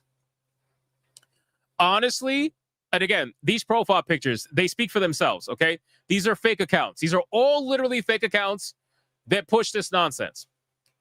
This person says, honestly, seeing a queer woman being so unapologetically queer and happy and in love in such a homophobic and misogynistic sphere like video games is really, really beautiful and heartwarming to see. Bro, what? Why the fuck you lying? Why you always lying? What? Are you insane? Are you insane? Video games industry being homophobic, misogynistic? Really? Bro, do you know what industry you're talking about? This is what I'm telling you, man. These people shadow box, bro. They shadow box whatever. Like, they just make up an enemy in their mind. And they spend all day on Twitter fake fighting that enemy. That's all they do. That's literally all they do. They fake fight the enemy in their mind and pretend like it's real. And then when they get evidence that that's not true, they call you a grifter because they thought that you were like that because that's what they've been fighting the whole time. Instead of just admitting that, hey, maybe you guys were just fighting this bullshit version of whatever the fuck you're thinking in your mind. It's crazy, bro. Anyway, let me X this out. So fucking stupid. So stupid. But Expedition 33 is still amazing. So there you go. Let's catch up on Super Chats really quick. We got the Mervoth with a 2. Just thankful she doesn't bleed this into the game. True. 100%. I agree. Denariah with a 5. I don't understand why people need to announce that they munch on carpet or choke on sausage during their acceptance speech. Just say thank you. That's so interesting you say that because I don't know of anybody that has said that they choke on sausage. Have you noticed that I don't think there's a single dude within recent times that I know of that goes up there and they're like, yes, I'm just so unapologetically happy to be queer and gay and stuff. I'm sure it exists, but it's mostly women that do it. It's mostly women that go up there and be like, I'm so unapologetically non-binary or whatever. It's like oh my God, man. It's so annoying. It's so annoying. Mr. Dex becomes a member. Shout out to Mr. Dex. Thank you so much, man. I appreciate that. We got the Mervoth with a 2. Hot take. Jen using this to bribe journals for the VGA. Maybe. Definitely possible. Midnight Mike for 11 months to quote as, they're boring. I agree. They're very boring. And it's really sad, too, because it doesn't have to be this way. Deadeye's Lock with $1. Keeping sex life to yourself is easy advice. Too bad Kim Kardashian couldn't keep it to herself with her failing love life. Damn. Bringing in Kimmy Kim into this? That's crazy. Adair Salto with a 5. The people who are shadow people needs to be in the box in a padded room so no one can hurt them or themselves. Yeah, I mean, again, they spend all day on X doing this. All day on X doing this. And then they try to pass it around to their friends and be like, haha, epic win against the Chuds. Who are you fighting, bro? Who are you fighting? Do you even know who you're fighting? They're like, yeah, the anti-wokes. Who? The grifters. Who? Who are you fighting? It's unbelievable, bro. Anyway, let's continue. Let's talk about something that's pretty crazy. This is pretty crazy. I honestly need to read more about this because it's a little bit weird. Adair Salto with a 10. And imagine this, if this was the reverse of a man who was up there and says, oh yeah, I eat a lot of women's vagina. How would people react? They would call him names or worse. Well, that's what I'm saying. That's what I'm saying. Imagine if a dude goes up there. He's like, yeah, I chose straight joy. I chose the joy of exploring the tunnels of vaginal glory. You know, I choose that every day. And it's because of that reason that I'm able to do my job. Bro, that's the cringest shit that I've ever heard in my life. But when you turn it around and you talk about muff diving and you're a gay female and everything, suddenly it's stunning and brave. Suddenly everybody wants to clap like a fucking seal in the crowd. It's a joke. Anyway, let's talk about something that's really weird. I read this headline and This is a little bit. This is a little bit suspicious. I'm not gonna lie to you. I would even dare call it concerning. I would call it very concerning. So reading this article, it says interview with Roblox CEO kicks off with an unbelievable answer about its predator problem being not just a problem, but an opportunity.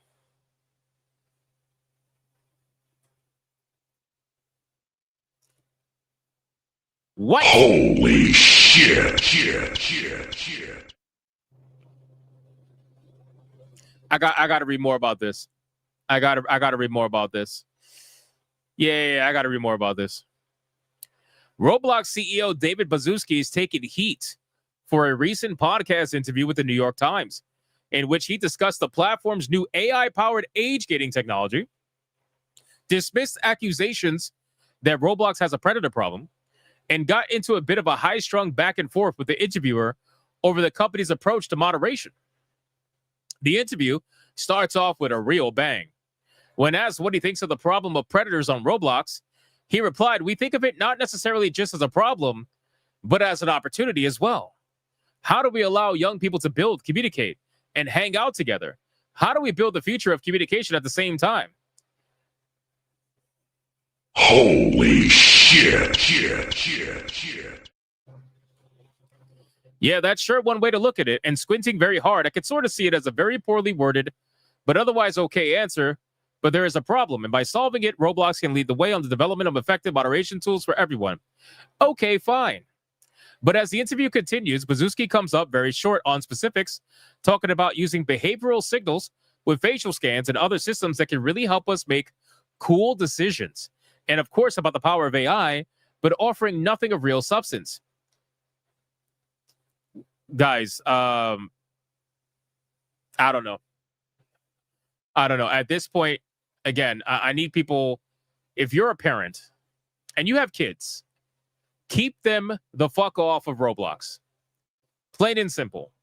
I cannot implore this enough. You're a parent, you could do what you want. I understand some kids, they want to play with their friends, but bro, just keep them the fuck off of Roblox, bro. Because holy shit, man, they want to scan these kids' faces. They want all these kids' information. They want to collect these kids' data. They want to go like, oh man, this is wild shit. This is sincerely wild shit. Then, after turning the question into a weird hypothetical, with it, the interviewer apparently agreed. Baszucki said, "Good. So you're aligning with what we did. High five." And then continued to interject on attempts to complete the question before suggesting that he wasn't expecting the interview to be entirely about Roblox safety systems. "If our PR people said, let's talk about age gating for an hour, I'm up for it, but I love your pod. I thought I came here to talk about everything." Nope. You got cornered, my guy. You got cornered. The headline says that the interview got tense, but from an outside perspective, it really just seems awkward. Well, that's because they probably snuck it in on him, you know? They snuck it in on him. They probably said, "Yeah, we're not going to talk about that stuff." And then the moment he sat down and they were live, they were like, "So, what do you think about the predator problem, bitch?"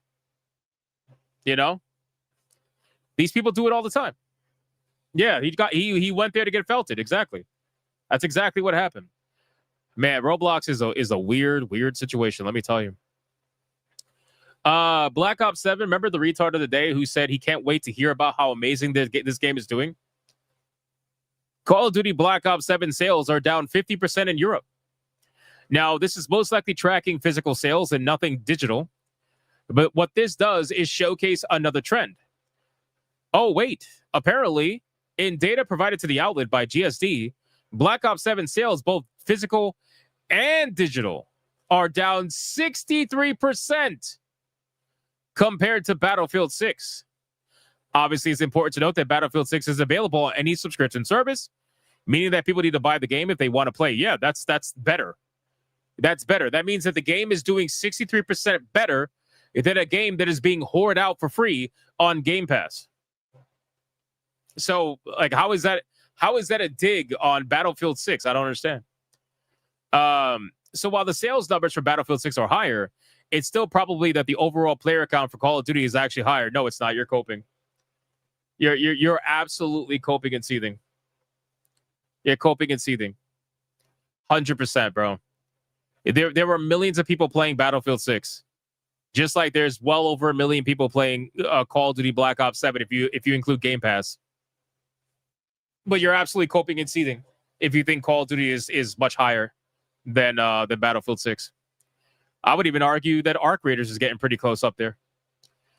So yeah, for the person who commented on my video saying, I can't wait to hear about how amazing this game is doing so you can laugh at my video. Needless to say, I think you were wrong. Sorry to tell you, man. Twitch has been banned, ladies and gentlemen. Twitch has been added to Australia's social media ban. Twitch is now the latest platform to be added to Australia's upcoming social media ban. Just weeks after it was announced that Kick would be added, news has come out from Australian media about its main rival being put on the list as well. First reported by the Australian Broadcasting Corporation, Twitch's addition comes less than 3 weeks before the ban is set to go into effect. For those unfamiliar, the Australian government is enacting legislation that will ban anyone under the age of 16 from having accounts on a number of social media platforms. Do we think this is going to work? Out of curiosity, I want to know what you guys think. Do you think that this is going to actually, work? What are we thinking? By removing children, or I should say anybody under 16 years of age, right? So they have that cutoff point. So anybody under 16, do you think that's going to work? No, I don't think it's going to work. I don't think it's going to work at all. I think those kids are going to find a way to get on social media. They are addicted. Are you kidding me? They're fucking crack addicts. They're absolutely going to find a way. And you know who's going to make sure they find a way? Their parents that don't want to deal with the kids bitching about not being able to go on social media. I would bet money on that. Guaranteed. You think all these parents are responsible? No, absolutely not. These kids are going to find a way to get on social media 100%. No doubt about it. Will it keep some kids off? Probably. But most kids, yeah, probably not. So if you're in Australia, man, what the fuck is going on over there, man? These guys are banning everything, dude. They're banning Gooner games. They're banning violent games. What the fuck's next, man? Oh, the platforms that are included in this ban is TikTok, Snapchat, Twitter, Instagram, Threads, Facebook, YouTube. Oh, you're cooked, bro. You're cooked. Kick and now Twitch. You're cooked.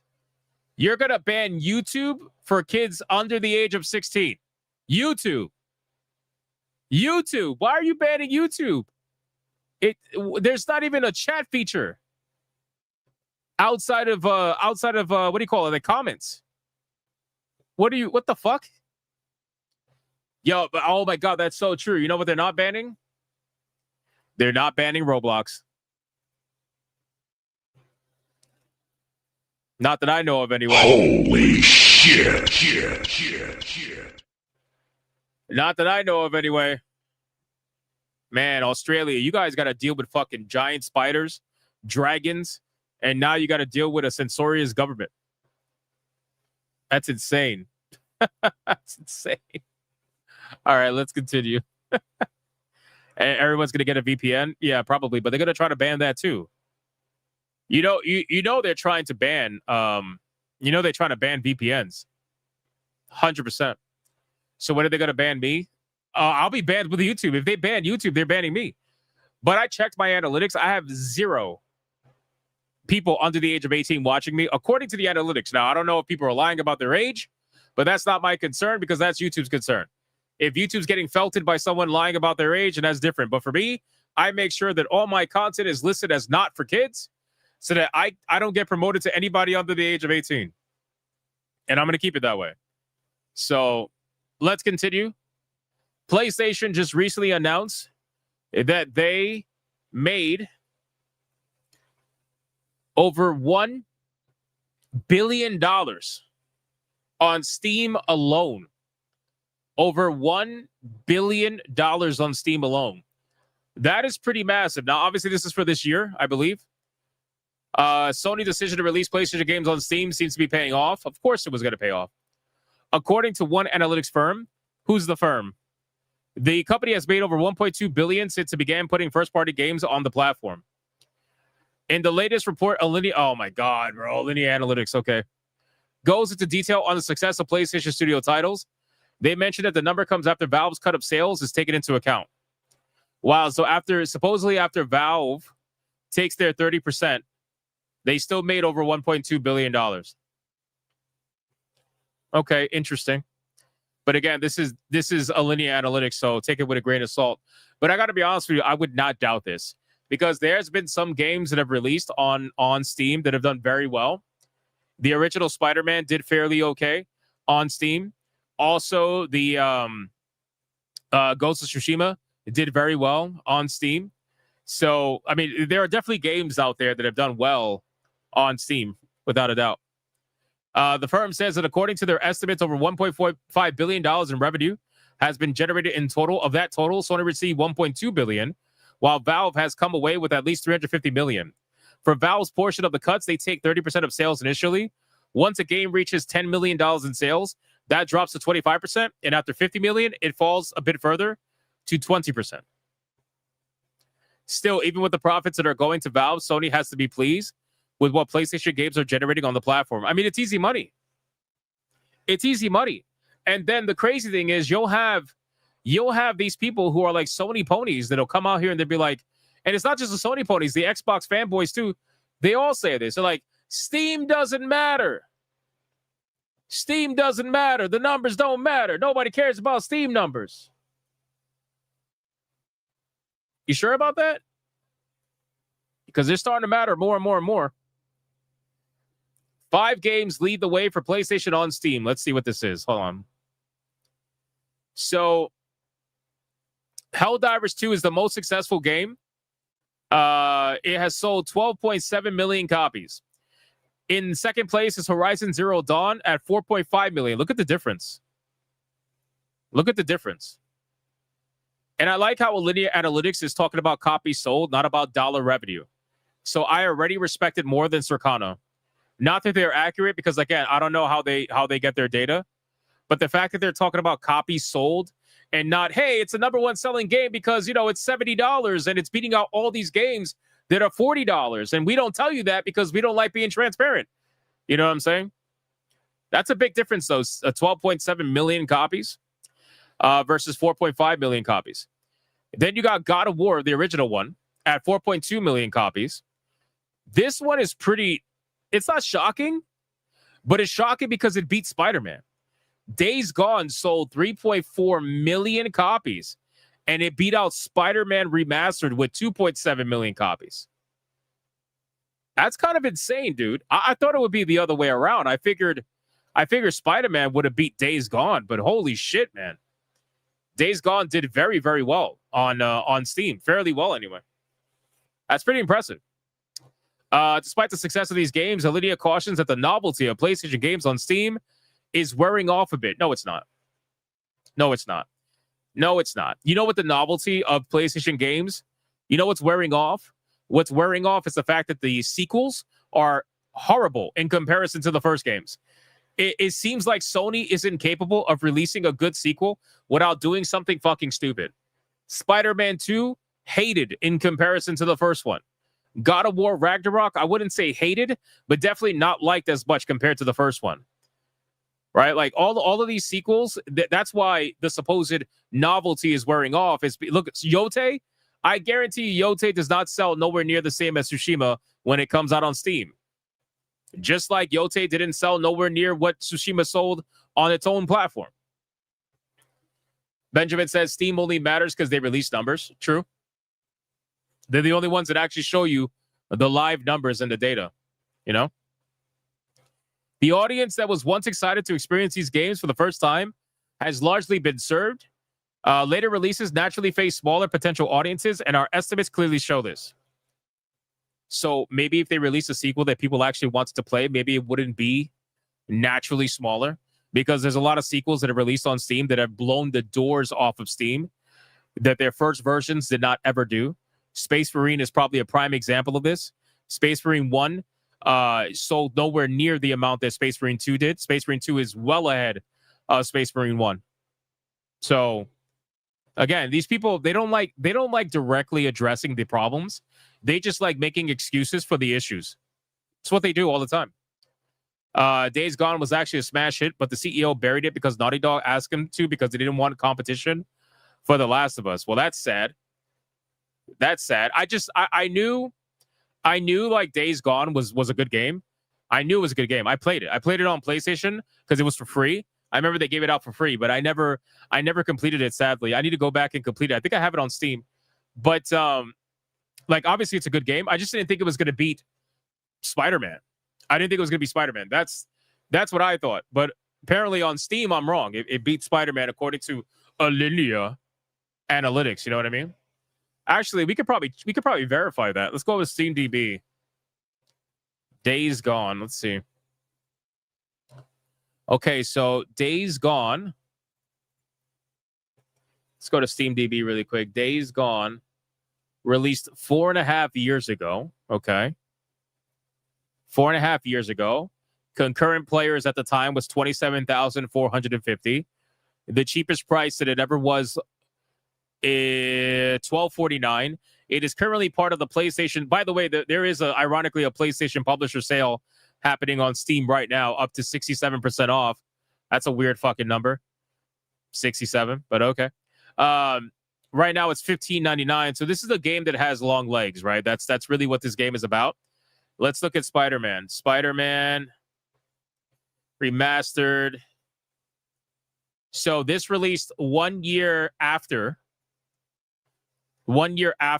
Days Gone on Steam, and it released to 66,436 concurrent players. So it definitely did better than Days Gone, and it's got people playing it more now. I'm assuming because of the sale, because look at the numbers. Skyrocketed over the last day or two. So it's definitely people that just bought the game now on sale. And the price of this game is $23.99 right now. This is the lowest price that it's ever been. So that's definitely what's pushing the charts up. Otherwise, Days Gone probably would have been a little bit higher. Estimated sales anywhere from 2 to 3.5 million. And Days Gone, let's see. Days Gone, estimated sales anywhere from like 3.3 to 4 million. So Days Gone, definitely, man, that's fucking impressive. That's impressive in my opinion. I really didn't think this game beat Spider-Man. I feel like that is super shocking to me. But you know what? Hey, props to Days Gone beating Spider-Man on Steam. That's awesome. That is awesome. How's Spider-Man 2 doing, by the way?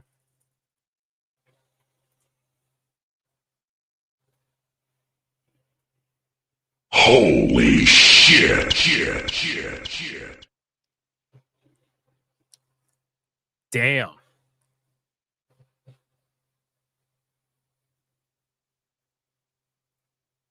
Damn.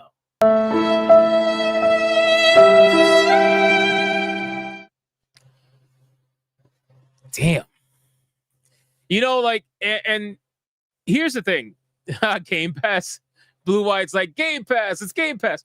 No, here's the thing. So this is why I tell people all the time, like, you cannot treat every game the same. You'll have the shills on Twitter. They'll be like, oh, you're going to tell me 1 million copies sold is bad?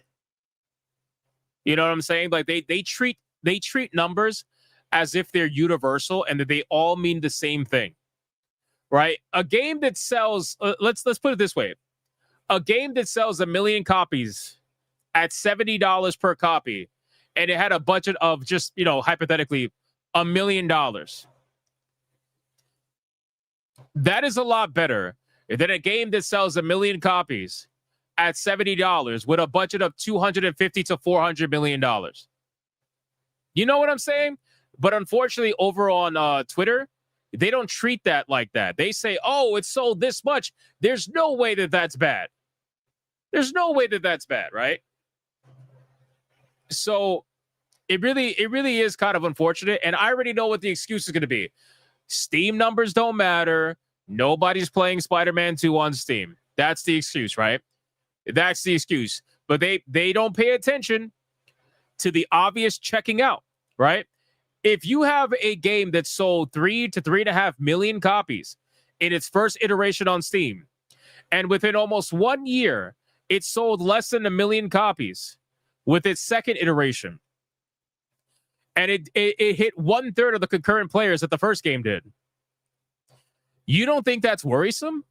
What do you think? People who play on PC decided to not buy it this time on PC, but instead go buy it on PS5? No. No. People checked out. People said, I'm not going to return for the sequel because I saw things that I didn't like with the sequel. It's degradation of franchise, and they don't ever want to admit that. And again, you're gonna have companies like Alinea Analytics that are gonna try to fake it and cope, and they're gonna be like, oh, it has to do with the fact that the honeymoon phase is over for PlayStation, and anybody who wanted PlayStation, they have it now. Well, if they had it before, why wouldn't they want the sequel? If you're a fan of PlayStation games and you bought it on Steam, why would you not want the sequel? The only reason why you would avoid the sequel is if something was wrong with it, if it wasn't deemed worthy of your money. And that's what 2/3 of the people decided to do here. So, anyway, I guess I hope this game does well. I don't know what this game is doing. I guess we'll see. Is this game on sale?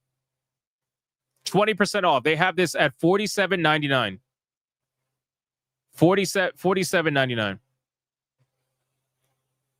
Yeah, I would rather you play. I mean, I'm currently trying to platinum the first Spider-Man because I platinum Spider-Man on PlayStation, and I just felt like doing it again on Steam.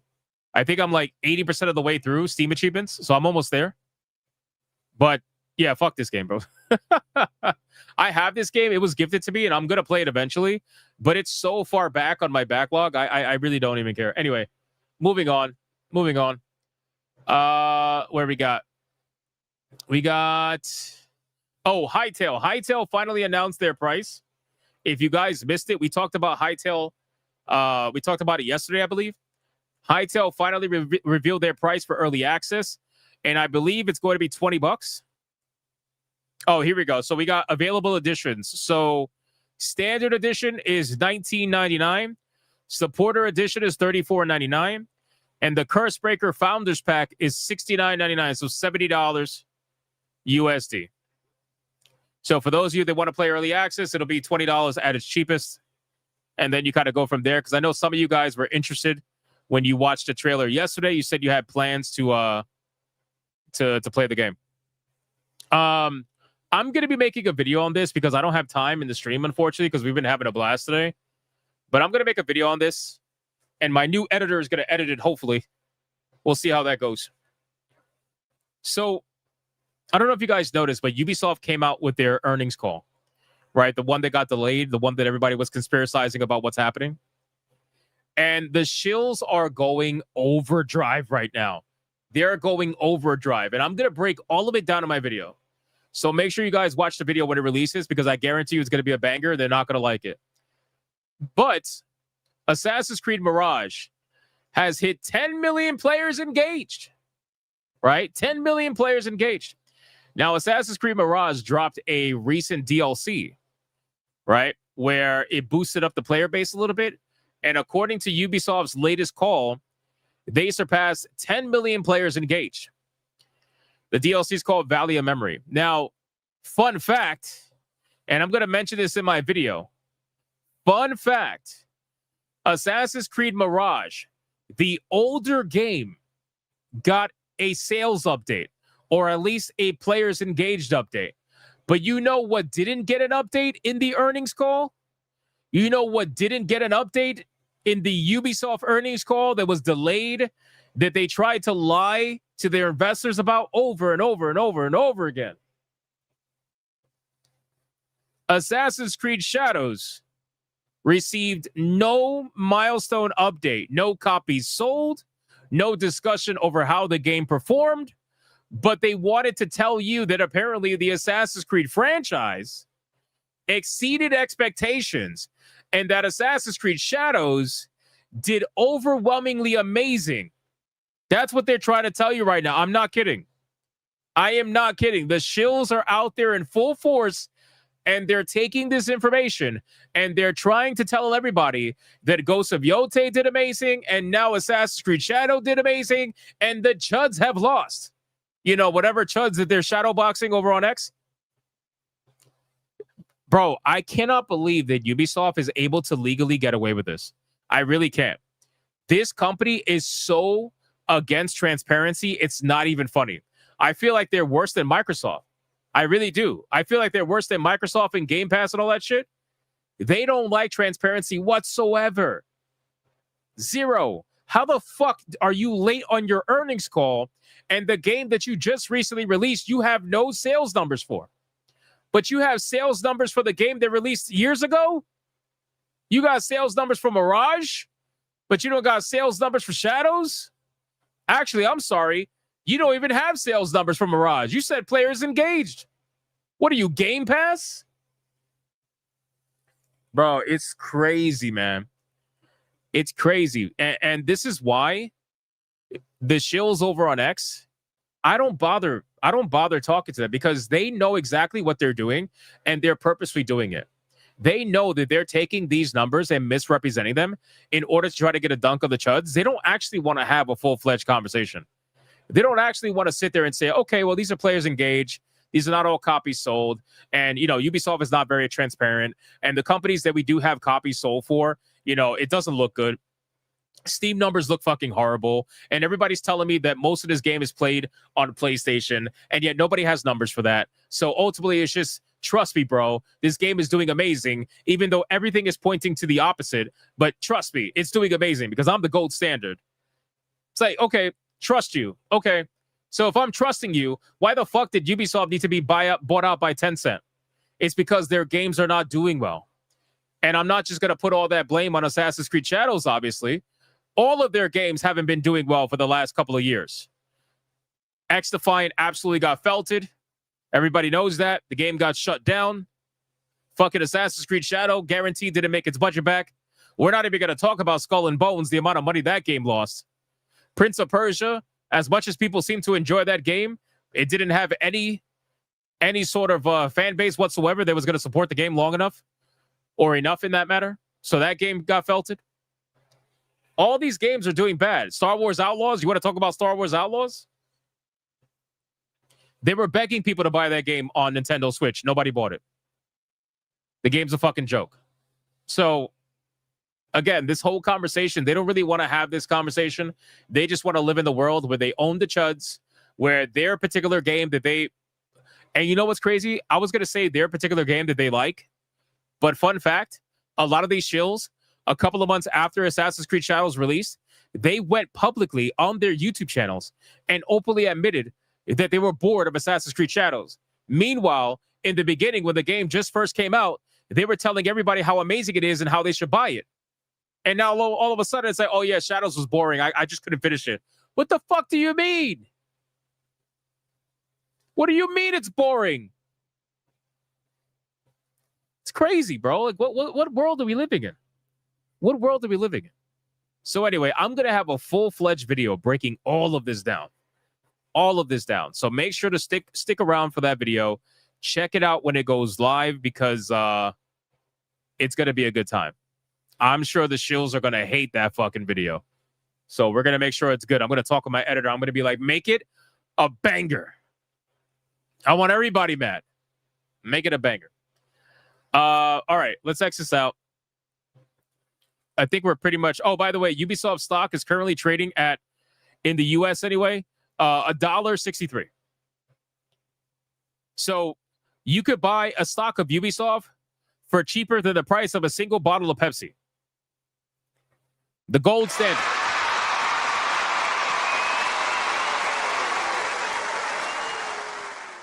The gold standard.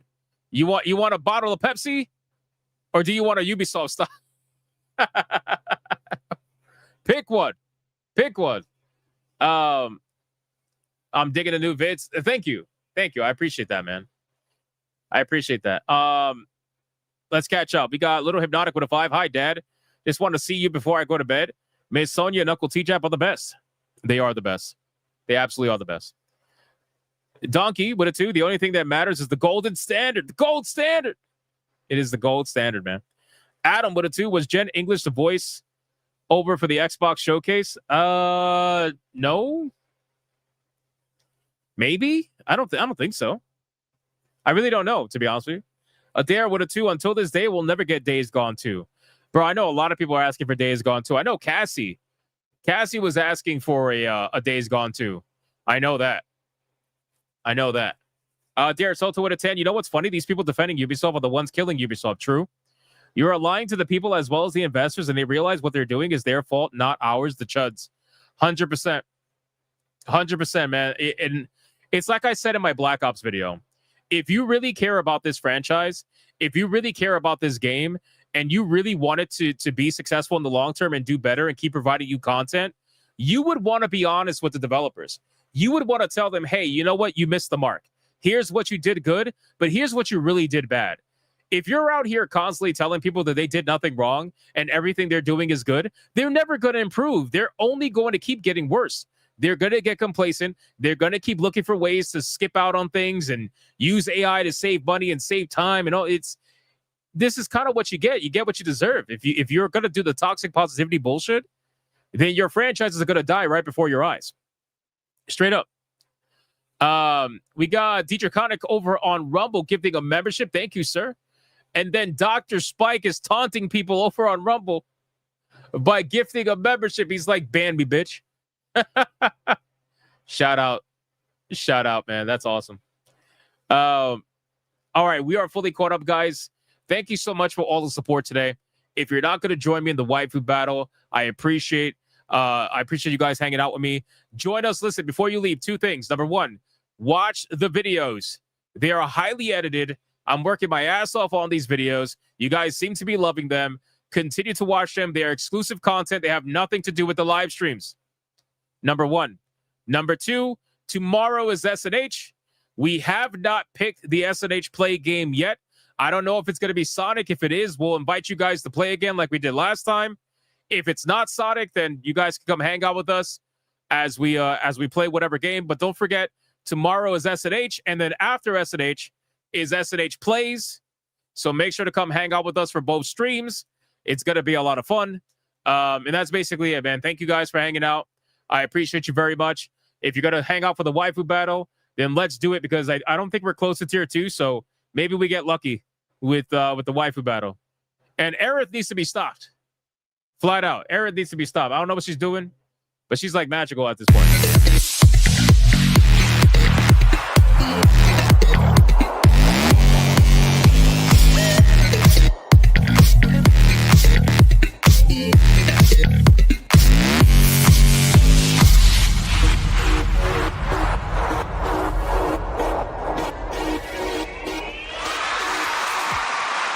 All right, boys.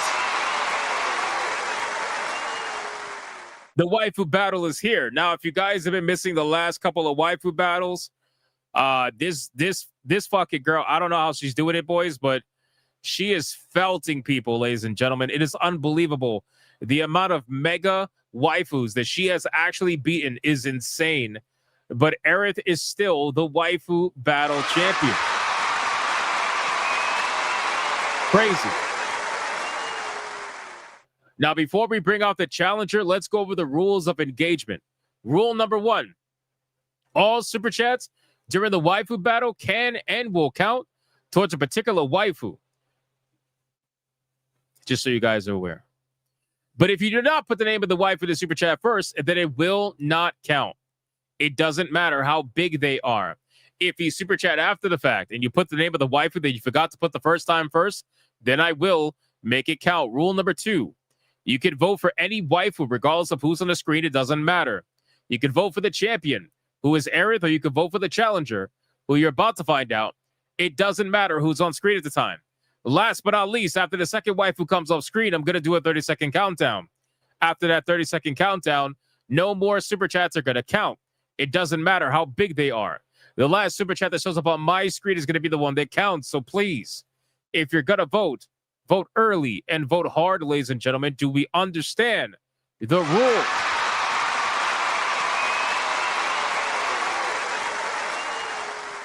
I know we don't. And if you tell me you do, you're lying. All right, boys, listen. It's Friday. Battle of Champions. Obviously, we've been bringing back some mega waifus.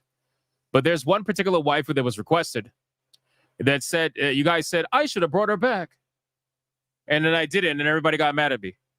So I was like, you know what? Listen, we've been bringing back some crazy waifus, but since we've been bringing back a lot of Final Fantasy waifus, let's just stick to the trend.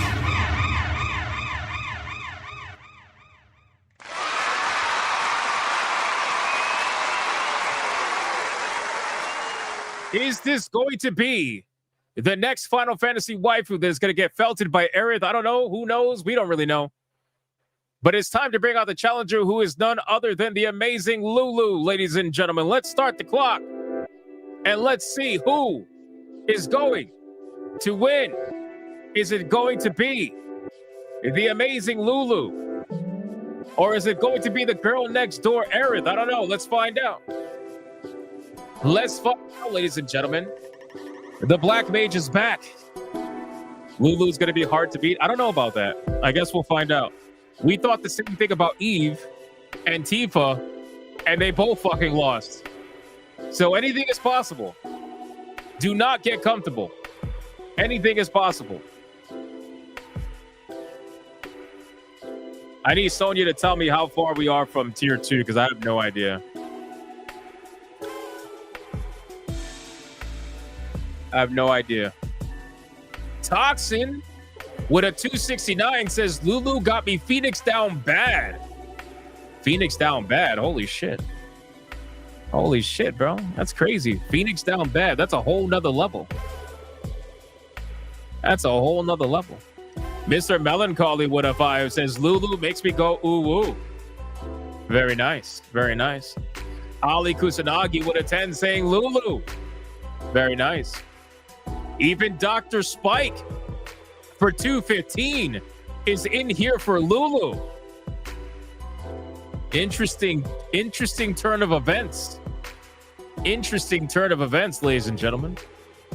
Gray Soul for a 2 says, Lulu, give me that goth love. Fair enough.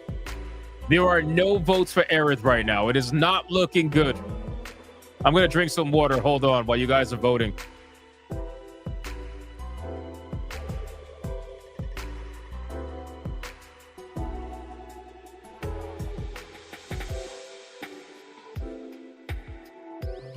People are saying, do not trust Dr. Spike. Yo, Dr. Spike has these people shook.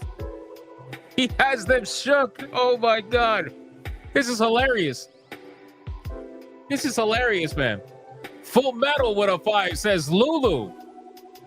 You love to see it. You love to see it. Shout out to Full Metal. Thank you so much for the 5. I appreciate that.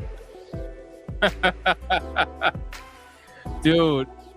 The Dr. Spike fear is honestly hilarious.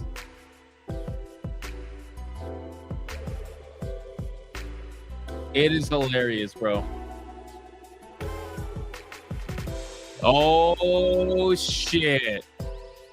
K Styles 1998 with a $21.99 banger for Aerith, immediately putting her in the lead.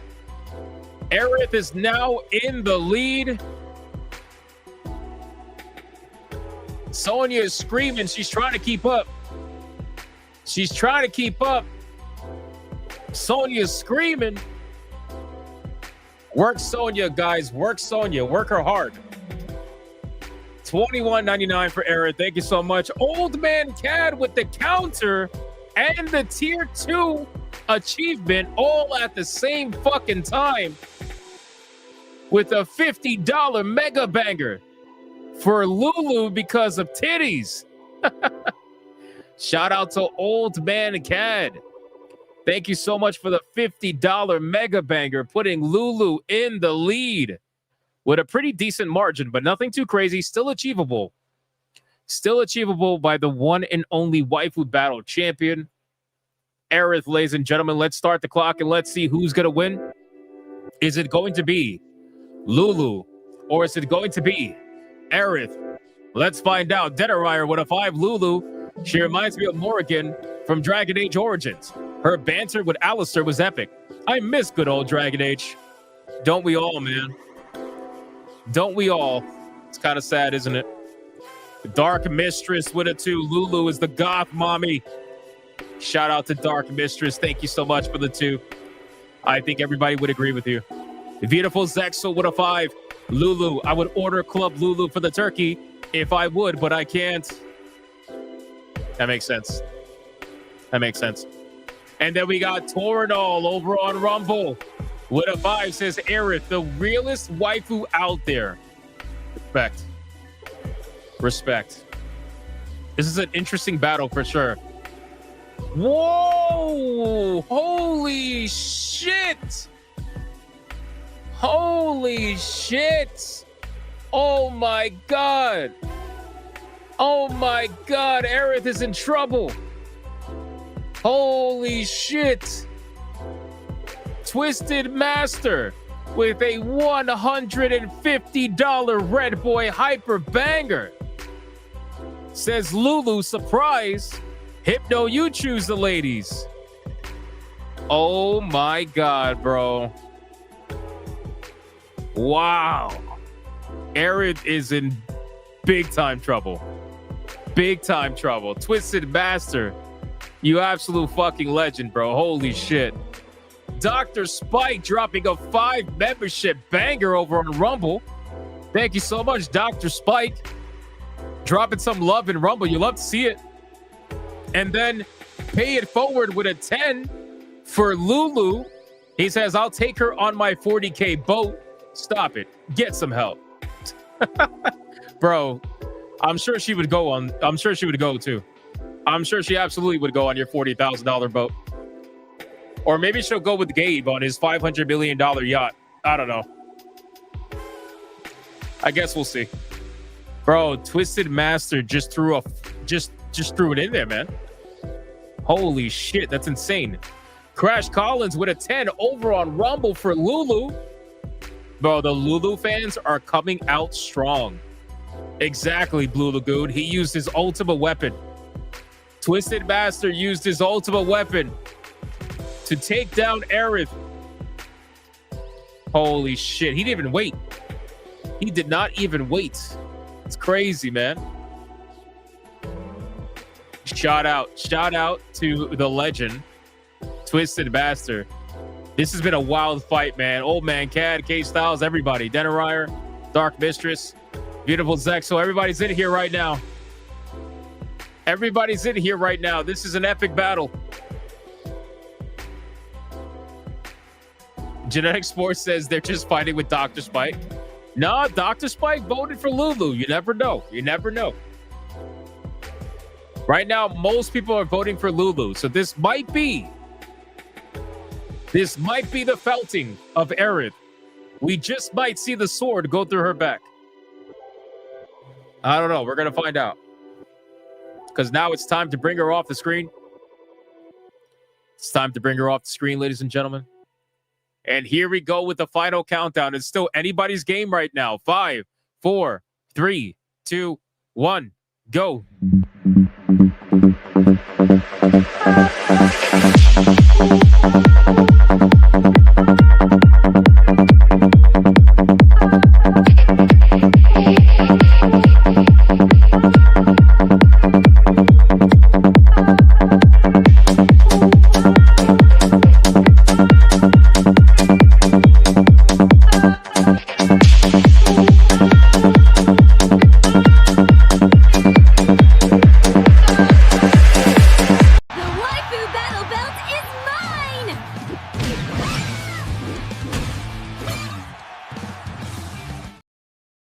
Holy shit. A double chair shot. A double chair shot. We got Twisted Master dropping a $50 mega banger, chair shotting, and then Dr. Spike with an unbelievably massive $300 Red Boy Hyper Banger for Aerith. And he says, it's my choice on the girl. Waifu Battle Belt is mine!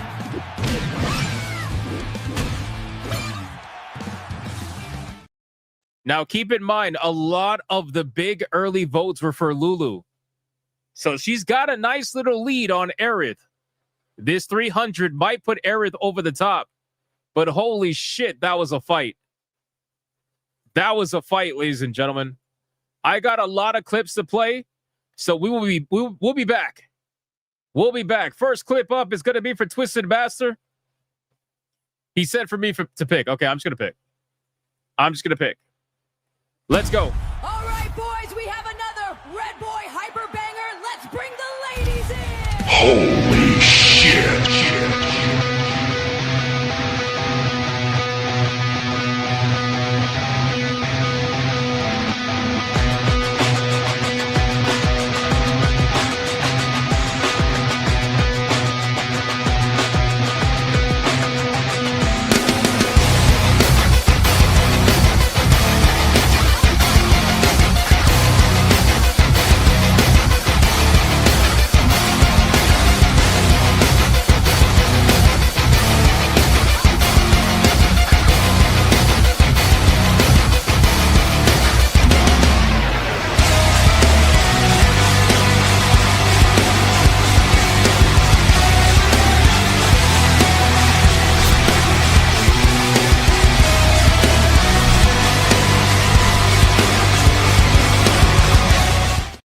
Shout out to Twisted Master, the absolute legend. What a fucking legend, man. Holy fuck. And then we got another legend, Dr. Spike, a $300 Red Boy Hyper Banger, shocking the entire world. Not really. They were all kind of calling this in the chat, but he still did it anyway. He's like, he was trying to butter up Rumble the entire time by dropping memberships and being nice over there. And then he dropped the $300 Red Boy. Oh my God, bro. All right, clips. Here we go. All right, boys, we got another Red Boy Hyper Banger. Let's bring the ladies in. Shit.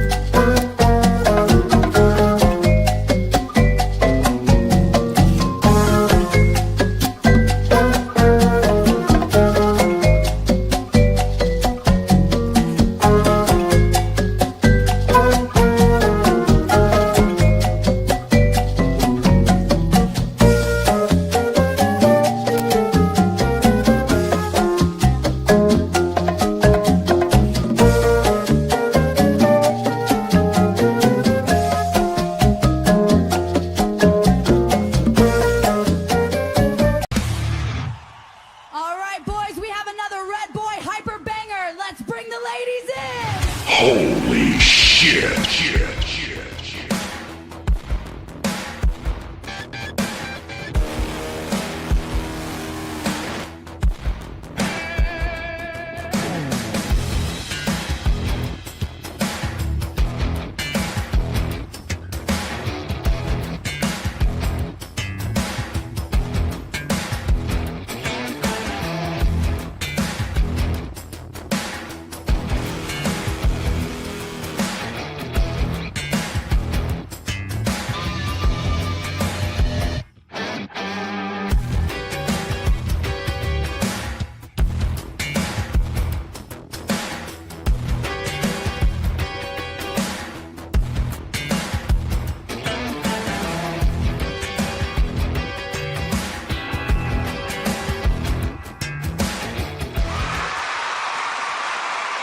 Dr. Spike. Massive, massive $300 Red Boy Hyper Banger. Holy fuck. That was insanity, man. Crazy, crazy waifu battle. I don't know if you guys saw the numbers. I think most of you did. Ladies and gentlemen, this was fucking close. For the people in the chat who were like, well, this is why I didn't vote because he dropped $300, blah, blah. This is close. This is why you look. Look at this. $8, $9. That's it. One $10 super chat could have did it. But people already checked out because they see the red boys and they get scared. I keep telling you guys, man, that shit's insane. All right, we got Lulu at $318, which is a banger performance, by the way. Against Aerith at $326, which means the winner. And still, Waifu Battle champion. Oh my God, hold on, wait. Dr. Spike got banned, hold on. YouTube had me blocked from more. See? He can't even super chat anymore. He can only do, I think, memberships. That's it. I'm telling you, man, it's all somebody had to do was $10. It's going to be none other than the one and the only still Waifu Battle champion, Aerith. Ladies and gentlemen, damn.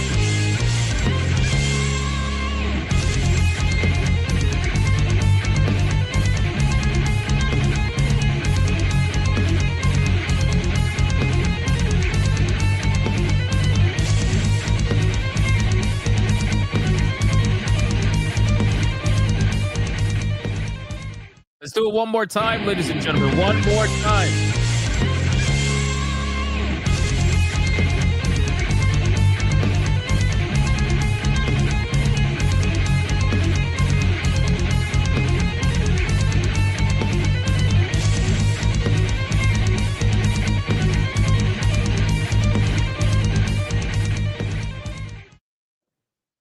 I know that there is a lot of coping and seething happening right now. There has to be. Don't lie to me. You are coping and seething. You just can't accept what you're seeing. Yes, you're coping and seething. The truth it is scalding, and now you are molding and coping so hard. Coping and seething.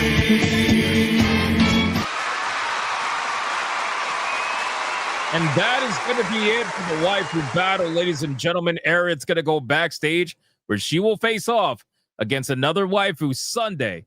Hypnocast, 9 p.m. Eastern. Hey, at least listen, tomorrow's S&H, so we can all get along. That's the good news. The bad news is that Dr. Spike was banned, so technically if we did a Waifu Battle tomorrow, I don't think he would be able to vote until Sunday. But we're not going to do one until Sundays. So, but hey, it is what it is. This was a lot of fun. Super fucking close. Epic times. I love when Waifu Battles are close. That is awesome, man. All right, guys. Listen, join us tomorrow. Hey, Cassie's in the chat. Bro, this girl be sneaking in, not saying a fucking word. Look at this girl, man. GG Zareth. Look at this. She don't say anything. She don't say anything. Guys, shout out to you. Fantastic stream. Like I said, man, I just want to say thank you again for all the support on the videos lately. It was definitely a decision. And something that, I spoke to you guys about, was transparent about, and you guys are showing up. You guys are showing up, supporting the videos. If you haven't watched the videos yet, I'm only releasing one a day. Just so you're aware, one a day, 11 a.m. Eastern Standard Time, every single day, 7 days a week. Not including Hypnotic Gaming Live or Hypnotic Manga or anything like that. One video a day. So do your best to support that one video per day.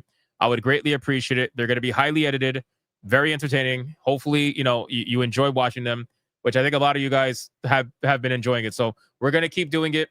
And I'm going to work with my editor to try to make sure we get it out to you guys as good as possible. That's basically it. Thank you guys so much for the support, for liking the stream, commenting, spamming the chat, super chatting, gifting memberships, everything. I appreciate you. Join me tomorrow for S&H and S&H Plays. Come hang out. It's going to be a great time. The panel has a lot to talk about tomorrow, so make sure that you guys are there. And of course, for SNH Plays, whatever game we end up deciding to play, I haven't decided just yet. I'm actually going to talk to them right now after the stream to try to figure out what we're going to play tomorrow. It could be Sonic. It could be something else. Once we know, we'll obviously let you know on SNH. So come hang out tomorrow, 8 p.m. Eastern for Saturday Night Hypnosis. Don't miss it. And that's basically it. Shout out to the Hypnobot. Shout out to Sonia. She took her tits out for tier 2. Thank you, Sonia. I appreciate it very much. Glorious. Doing a great job counting. And we will see you guys on the next one. Until then, go be bigots and go be gooners. Bye.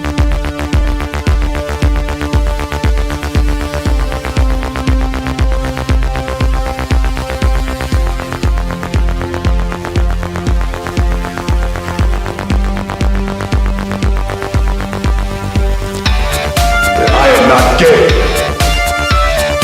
I have relationships with women and sex with men. And I got news for you. That means you get.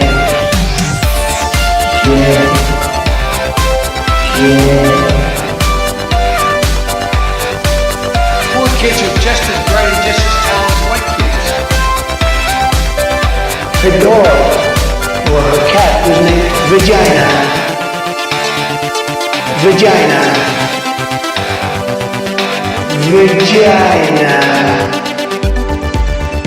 Put a ticket in, make her gay. Suck it, yeah, don't put a ticket in, make her lady gay. Fuck it, yeah, put a ticket in, make her gay. It means put a chicken in a weenie and make her fucking gay. Fucking pronouns! Fucking pronouns!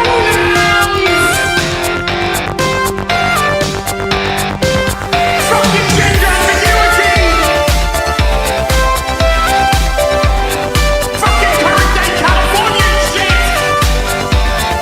Cause that's all we fucking know! Cause we're boring! We're so fucking boring!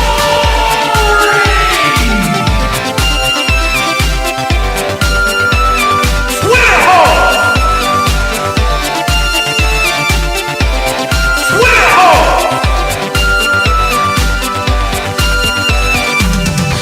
Get it right!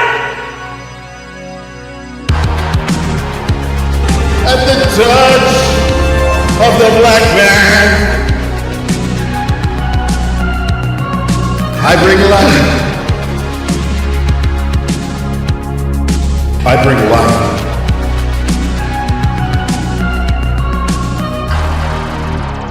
I bring life.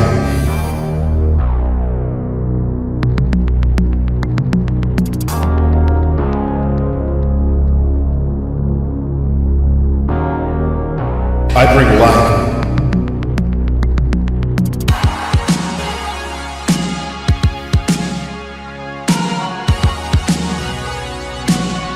I bring life.